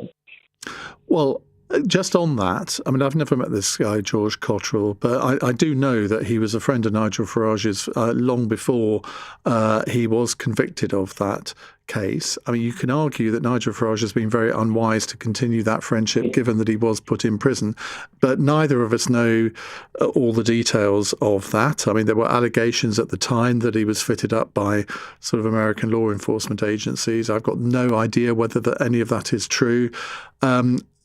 I have stood by people who have been in, shall we say, one or two dodgy situations, and I like to think that I'm a good and loyal friend in those situations, and maybe Nigel Farage is using the same reasoning there. But I mean, on the face of it, I mean, I thought the Sunday Times piece was, I didn't think there was a lot new in it. I think we knew a lot of the things in that before. But it has resulted in a second parliamentary investigation into Nigel Farage, and maybe it was that tipped him over the edge. Well, I agree, but I think the other key point here, I completely agree. The other thing I would say, just a rank hypocrisy. I mean, yeah, a whole free gear Keir thing, and of course, Starmer was just as bad in terms of his glasses and suits, but glasses and a few cheap suits versus 5 million quid. I mean, can we get into proportion that it's just, and all politicians give it, but the rank hypocrisy and double standards, Ian, are just ridiculous in this case. Do you not think? Which bit of it? Because the scale of it, 5 million quid is probably the largest, if not one of the largest, single donations by an individual in political history, and he has not come clean about where the money's been spent. He said he could spend how he wants. Now he's saying it's for future security. He's all over the place in terms of where the money's gone. When that particular allegation was made, I think I gave him the benefit of the doubt on this, because I know that he has been under severe threats over the years, not just in the past couple of years, but going back quite a long time. And I think I said on air, I last had lunch with him, I think in 2019. And he had two security people in a sort of, like, I don't know whether it was an armoured vehicle or whatever, but it was a Land Rover Discovery. Now, that doesn't come cheap. And Nigel Farage, as he said himself in the statement today, back in, 2014, 2015, he was more or less penniless. So I don't, if it is true that money is solely being used for his security, I don't have a problem with it. I'll say that right now. What I do have a problem with, though, is what he had in the Register of Members' Interests, where he had, I think, 16 different outside interests. And I'm thinking, how can you, as a leader of a political party, possibly have the time to do all of these things? Well, I agree. My father was a civil servant at the National Physics Laboratory for 40 years before he passed away. If my father had spent as much time as Farage doing outside of interest, he wouldn't have kept his job. Yeah. You know, this is the point. The civil servants cannot do it. He can, and going back to the money bit, he's got 5 properties. And you talk about the establishment. I mean, seriously. You know, and then he hasn't got the money to. Well, how many properties is too many? I mean, a lot of buy-to-let landlords who are perfectly ordinary people have more than 5 properties. He was telling us in 2017 the word skint was what he used. Well, he clearly isn't skint anymore, is he? Well, exactly. But I mean, if you're earning £220,000 for a few hours' work, that means you're clearly not skint. And I'm not going to condemn him for owning 5 houses. I mean, do you want to condemn me for owning 2 houses? No. I'm not some Marxist. But what I'm saying is, if you've got a job as a public servant, look, no head teacher in the kids' school to be able to do it. No NHS trust director will be able to have that many outside interests apart from, maybe some other small consultancy things. You just wouldn't get away with it as a public servant in the civil service, because the Daily Mail and Daily Express will be all over it. Why is it different for Nigel Farage? And that's what I want someone in reform to explain to me. All right. Thank you very much indeed. Now, some breaking news on this. The government has just confirmed to LBC that Reform cannot pay for the costs of holding the Clacton by-election, something which I suspect they knew all along. Now, the Ministry of Housing, Communities and Local Government has told us that, quotes, to maintain the independence and impartiality of the electoral process, the law is clear that the cost of running elections must be met from public funds and not by candidates or political parties. Individuals or groups can, of course, make voluntary donations to the consolidated fund in the normal way, but these are not ring-fenced to pay for specific costs or events. Holding a parliamentary election generally costs upwards, well, it says here £200,000. I don't think that's right. It costs about £100,000 to actually put on the election, but then the cost of running the election from the parties, I think, has been added to that. But Chris is shaking his head. We'll have words in the news break. It's 9:31 on LBC. We'll come back to more of your calls in a moment. But first, let's get the news headlines from Daryl Jackson. Labour, the Conservatives, Lib Dems and Restore all say they won't stand in a by-election triggered by the resignation of Nigel Farage. The Reform leaders announced he's standing down from Parliament to contest what he called a people versus the establishment vote. He's facing scrutiny over undeclared donations he denies wrongdoing. Prince Harry and other famous names have lost their High Court challenge against the publisher of the Daily Mail. A judge dismissed claims of unlawful information gathering. And a mother and 2 children who'd not been seen for days have been found dead at their home in Bedfordshire. Police were called to a house in Great Denham and say they believe a murder suspect has left the country. LBC weather cloudy for the north tonight with drizzle in northwest Scotland. Elsewhere dry with clear spells, lows of 12 degrees. This is LBC. Close your eyes. Take a deep breath. And come on in to Classic FM Calm, LBC's soothing sister station.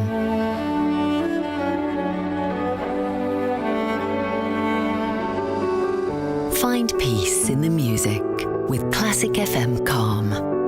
Listen on Global Player or ask your smart speaker to play Classic FM Calm. Ever notice how some things are just standard?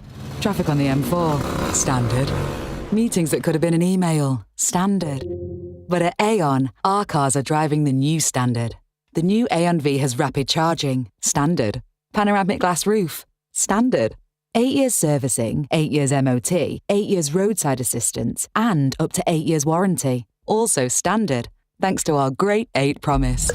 Search Aon Auto to test drive today. T's and C's apply.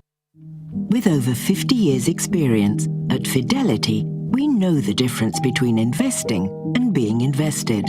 Investing is a transaction. Being invested is about the future you want to build. With our guidance, expert insights, and wealth of investment options, you can feel confident about your long-term goals.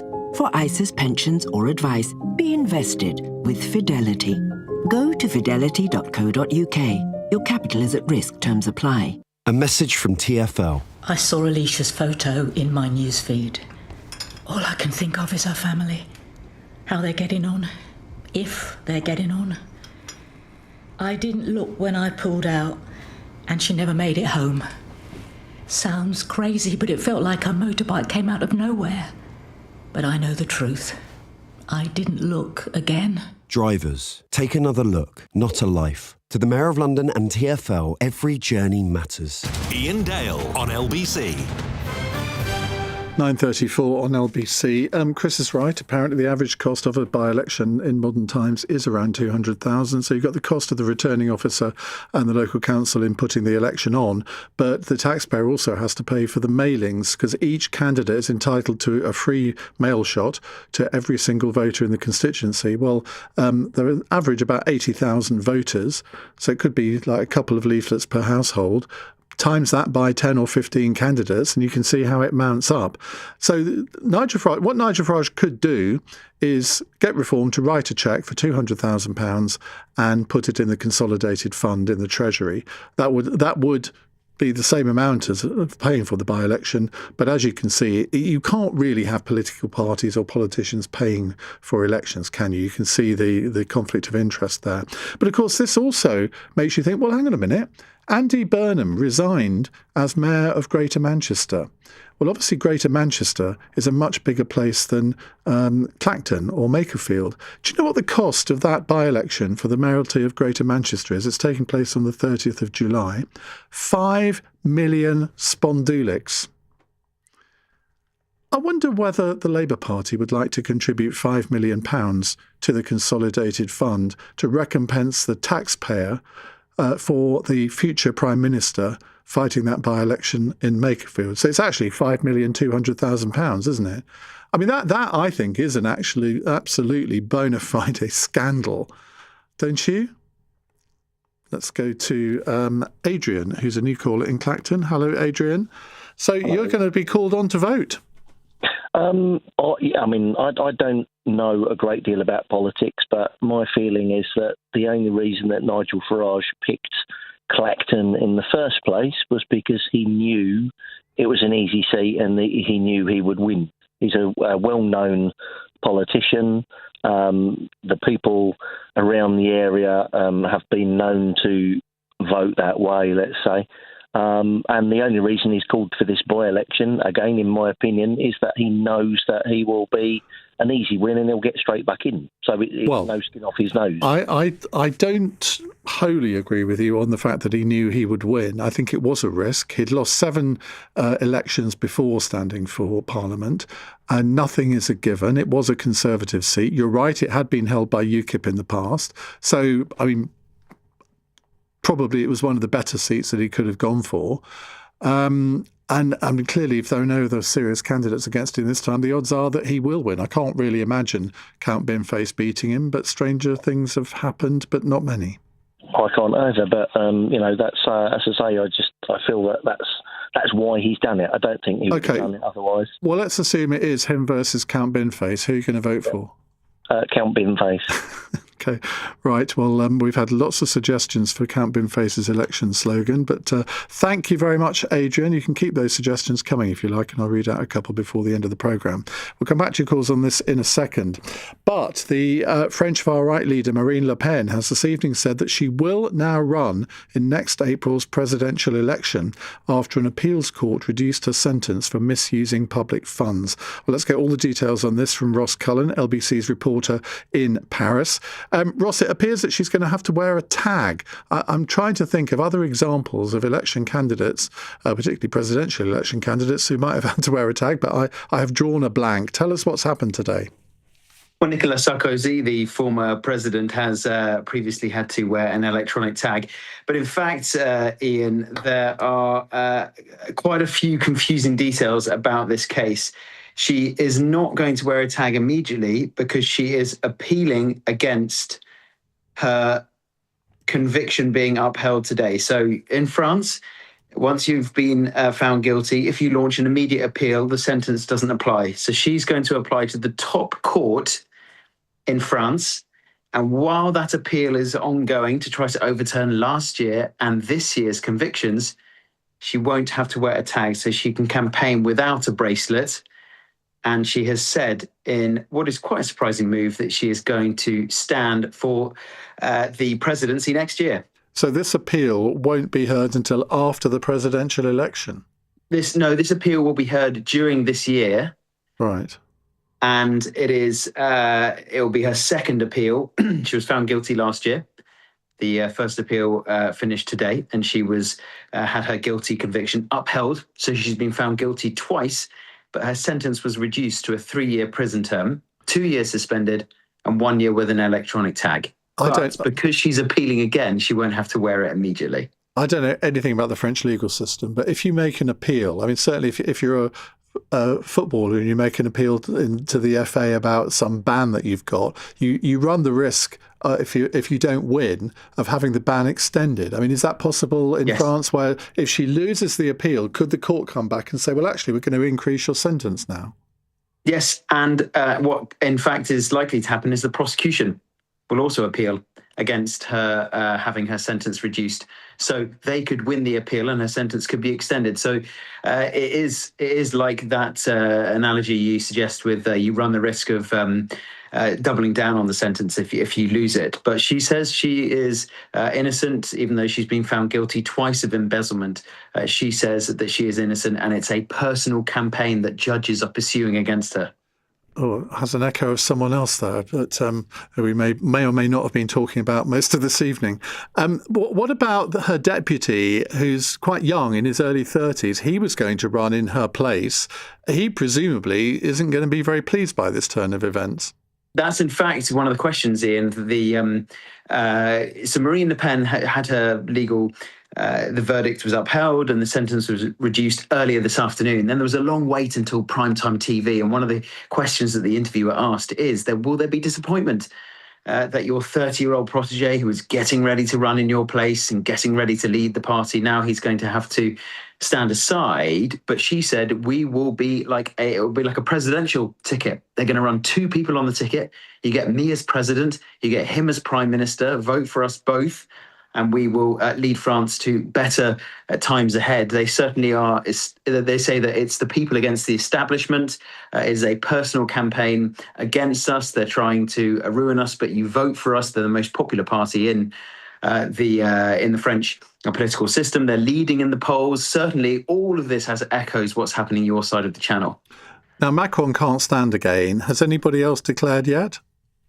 So many, Ian. It's a laundry list. Macron cannot run for a consecutive third term. That's right. He has to have 5 years on the sidelines before he could potentially come back to office. So it won't be him for the first time since 2017. Marine Le Pen is going for fourth time lucky to try to win the presidency. There are numerous candidates on the centre-right, in the centre, on the left. And what the left and centre risk doing, if they want to stop the far right, certainly the most popular party, is that there are so many candidates, they will very likely split the vote. So what will happen around October, November, very likely, Ian, is what usually happens, is that there is a narrowing and there is a reckoning with all of the parties have to kind of coalesce around one candidate so there aren't so many to split the vote. Ross, thank you very much indeed. That's Ross Cullen, LBC's reporter in Paris. Right, let's go back to your calls on Nigel Farage. Let's go to John in Wallington. Hello, John. Oh, hi, Ian. I just wanted to say, Ian, fascinating to see Nigel Farage fighting back against the establishment. They're trying to character assassinate him. Don't you think so? Fascinating. Well, I'm not sure that's the word I would use, and I would question... I mean, whenever people talk about the establishment, every single person comes up with a different definition of it. And many people would say that Nigel Farage is a member of the establishment himself. Oh, no, definitely not. This is so predictable, Ian. This attempt to character assassinate Nigel Farage is so predictable, it's almost laughable.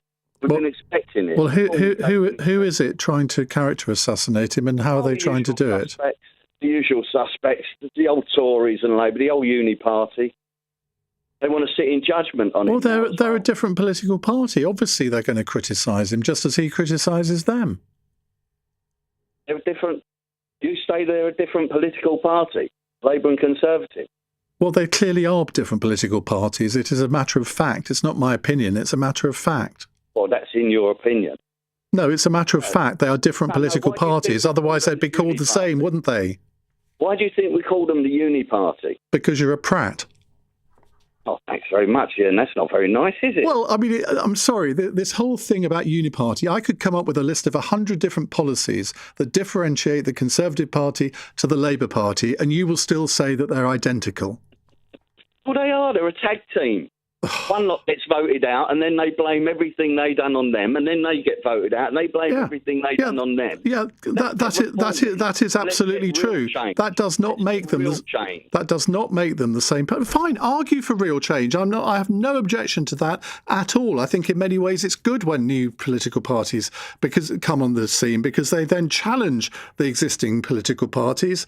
And I think what Nigel Farage has done has shaken up politics in many ways, and I think in some ways that might be quite a good thing.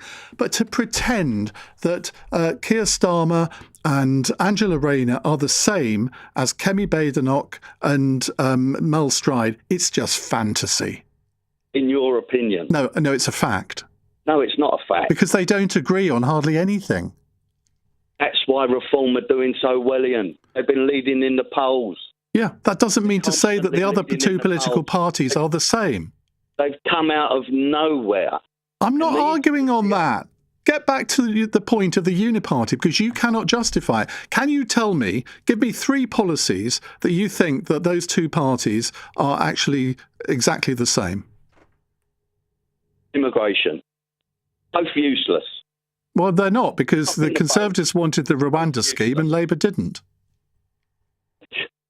Well, that was a joke, the Rwanda scheme. Come on, Ian. Well, hang on. You support reform, who have Robert Jenrick and Suella Braverman, who were the 2 main politicians arguing for it. So get your story straight, mate. No, but you see, the old Liberals in their party wouldn't let them do anything. Oh, right. So they were so weak that they couldn't make the argument, and yet you want Robert Jenrick to be Chancellor, and you want Suella Braverman to be Home Secretary again. Yeah. I mean, that's the uniparty that you've got here, because Reform are effectively the right wing of the Conservative Party reincarnated. They're under new management. They'll be doing what the people want this time. Oh, really? Yeah. Okay. How's that then? What do you mean, how's that? Well, how are they doing what the people want? You vote for Reform, the people win. You vote for any of the others, you get the same old, same old. Well, why aren't Reform at 75% in the opinion polls then? If they're that popular, back into the EU. Hang on, if they're that popular, why aren't they polling like more than they are? Because they've gone down about 7% over the last 6 months. Oh, they'll be going back up again. Don't you? Oh, worry right, about okay, that. okay. Well, we'll see. We'll see, won't we? We certainly will. Don't you think? Great to see old Farage fighting back. That's what I'm saying. Don't you think Reform are just Tory light? Not a chance, mate. We can't stand them. I would never, ever vote for them again in my life. Ever. So you would rather see, rather than a Conservative Reform coalition after the next election, you'd rather see another 5 years of Labour? Ian, I would not vote Conservative. I'm not saying you should. Be on the rack. I'm not saying you should. But would you rather see 5 years of a Labour government or a Reform Conservative coalition? You know that's a difficult one, Ian. It is, isn't it? But you see, I think Reform supporters and Reform politicians and Conservative supporters and Conservative politicians are going to have to address that issue way before the next election. And I don't know what the answer is going to be, because, I mean, if you ask me now, what I would prefer, and if I had any influence on it, I probably would say that I definitely would say I'd prefer a Conservative Reform coalition to another 5 years of Labour. But Kemi Badenoch has absolutely ruled it out. Agree with you. If you force me to an opinion, I would have to agree with you. Shall we leave it there then, on a note of agreement? Yeah. I'll take my word back, shall I? That's all right. Don't worry, you're forgiven. Thank you, John. 9:48.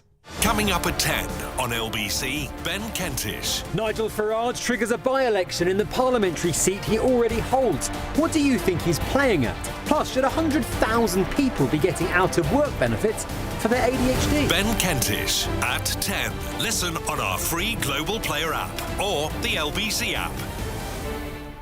A message from TfL. I saw him in the local news a few days after. His name's Rakesh. They had to put him into a coma just because I didn't look again at that turning. He had 2 kids. How did I not see his bike ahead of me? Well, I didn't look again. He didn't make it. Drivers, take another look, not a life. To the Mayor of London and TfL, every journey matters. The people of Britain have bought loads of noise-cancelling headphones.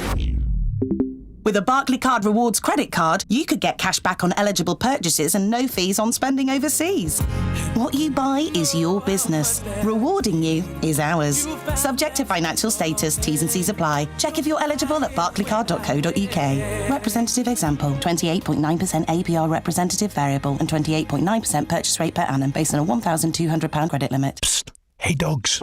Yeah, I'm talking to you. If you're tired of dry, tasteless kibble or slop that plops out of a tin, you're going to want to hear this. Butternut Box makes only the freshest dog food with juicy meat and tender veg. It's the kind of food that makes dogs, tongue out, running around the kitchen happy. Let's hope your human heard this too. Button-Up Box. Fresh food, happy dogs. Try Button-Up Box today and get 25% off your first 2 boxes. Offer available online in the UK and Ireland to first-time customers only. A red light becomes a moment to breathe. A coffee run, a kick of momentum. A wrong turn turns into an adventure, while a song becomes your soundtrack. From the driver's seat of an LBX, even the most ordinary of days can feel that little bit extra. The award-winning Lexus LBX self-charging hybrid. Find the extraordinary in the everyday. This is LBC with Iain Dale. Call 0345 6060 973. The most predictable text of the day comes from Joseph, who says, Iain, calling a listener with a compelling comment a prat is disgraceful. You're absolutely right, Joseph, because if it was a compelling comment, it would have been a disgraceful comment for me to make, but it wasn't a compelling comment. Anybody that uses this ridiculous phrase uniparty, I mean, they almost don't have a right to phone in my view. It's a ridiculous phrase. And anybody that can't really see the difference between different political parties, I mean, these people actually have a vote. Anyway, Joseph continues, vote Tory or Labour and you get mass immigration and globalism. Yes, it's a uniparty. Joseph, I wonder if you phoned in whether you would actually be able to describe or define what globalism actually means. All these words that people come out with, like neoliberal is another one. You ask somebody, what do you mean by neoliberal? And they gulp like a goldfish. It's like when you ask some 21-year-old idiot protesting about Gaza, you say, well, what do you know about Gaza? Well, it should be free. And that's about the limit of their argument. Anyway, before I go on another rant, let's go to Jane in Haringey. Hello, Jane. Hello, and you sort of summed up so much of what I was thinking. I must confess, I'm really confused with politics these days. I lean to the left. Oh, it's a terrible line, Jane. We're going to come back to you because I can't really hear a lot of what you're saying. So in the meantime, let's go to Shane in High Barnet. Hello, Shane. Hello, how are you? I'm a bit animated at the moment, so be very careful. Okay. So what I was going to say is I think it's very clever of Mr. Farage to hold a by-election, because if you think back to the expensive scandal of 2009, I think you can draw a lot of parallels where, people don't really have much money right now, and for him to be getting so much money, you can understand why people are naturally angered by this. So by kind of holding a by-election, he can then go on a campaign again, and you could say re-galvanize his supporters on the basis that he has previously, so things like immigration. But I think why it's very clever of the other parties to not take part is because, if I'm not mistaken, we use the first past the post system. So Nigel Farage really only has to get as many votes as he can. But the other parties are basically saying, I'm not really interested. Do whatever you want. I'm not interested.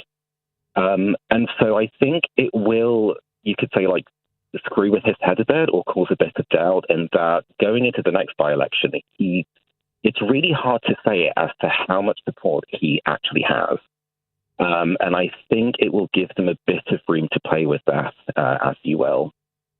Well, I think the big question here is, and I haven't got an answer to this, and I think only the people of Clacton have. Do the people of Clacton generally think that Nigel Farage has represented them well in Parliament? Has he been a good constituency MP? Does he take part in Parliament enough? I think on the second point, he himself admits that he doesn't go to Parliament an awful lot for reasons that he just thinks it's a platform that he doesn't really get a hearing in. I'm not sure I agree with that. But I know that he spends more time in Clacton than people assume, I think. He has good parliamentary caseworkers who take up cases from his constituents for him. So in the end, it will be for the people of Clacton to judge whether he's been a good MP and whether they want him to continue. Now, clearly, if he's got very little opposition, the likelihood is that he will win even on a low turnout. That is a good point. Yeah, that's a good point. But I guess if you think about how this news is reaching me, even though it's nowhere near Clacton, I think it will still have a bit of a lingering effect, or this will still have an effect going forward into things like general elections as well. But yeah, I do understand your point. Shane, thank you very much. Let's move on to Ned in Bradfield, which is just outside Reading, I understand. Hello, Ned. Bless you. Hi, Ian. Nice to speak again. No, it's just outside Clacton, actually. It's 10 miles away. Oh. So I split myself between here and Cambridge when we spoke previously. So on this point, I listened to Nigel's speech. Well, tried to today. And the thing that really struck me is, I was in my local pub earlier, and the landlady runs 2 pubs in Clacton, and it kind of came up in the conversation. So the Pips Cats are brilliant. I go there every now and again, and they're a lovely bunch. They kind of like just get on with each other, and they do what they do. But Jaywick is right next door, which is one of the UK's most impoverished towns. And I find this very cynical from Nigel Farage, because he's trying to answer questions that no one's asking by doing this by-election and thinking he's sort of somewhat off the hook. My landlady said that he does occasionally pop into the pubs that she has, but said that she doesn't see him very often and what have you. And I think they feel a bit let down just generally. But they're not massively politically motivated, those people. They just kind of, they're just a seaside town. They get on with it. They do their thing.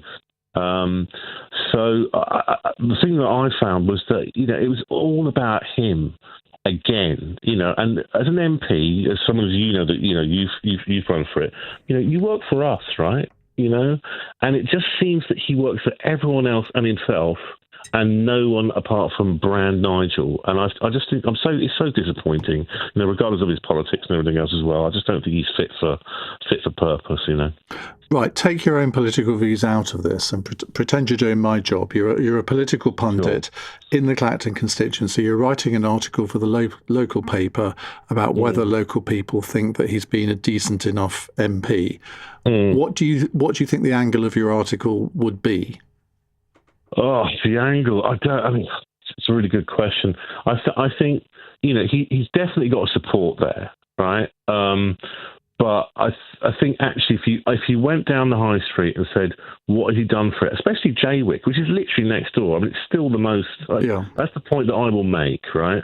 If I ever interviewed him. But what's he done for the people of Jaywick in the 2 years since he's been an MP? Nothing at all. It's still really run down. I think I saw one comment where he goes, "Oh yes, it's a shame."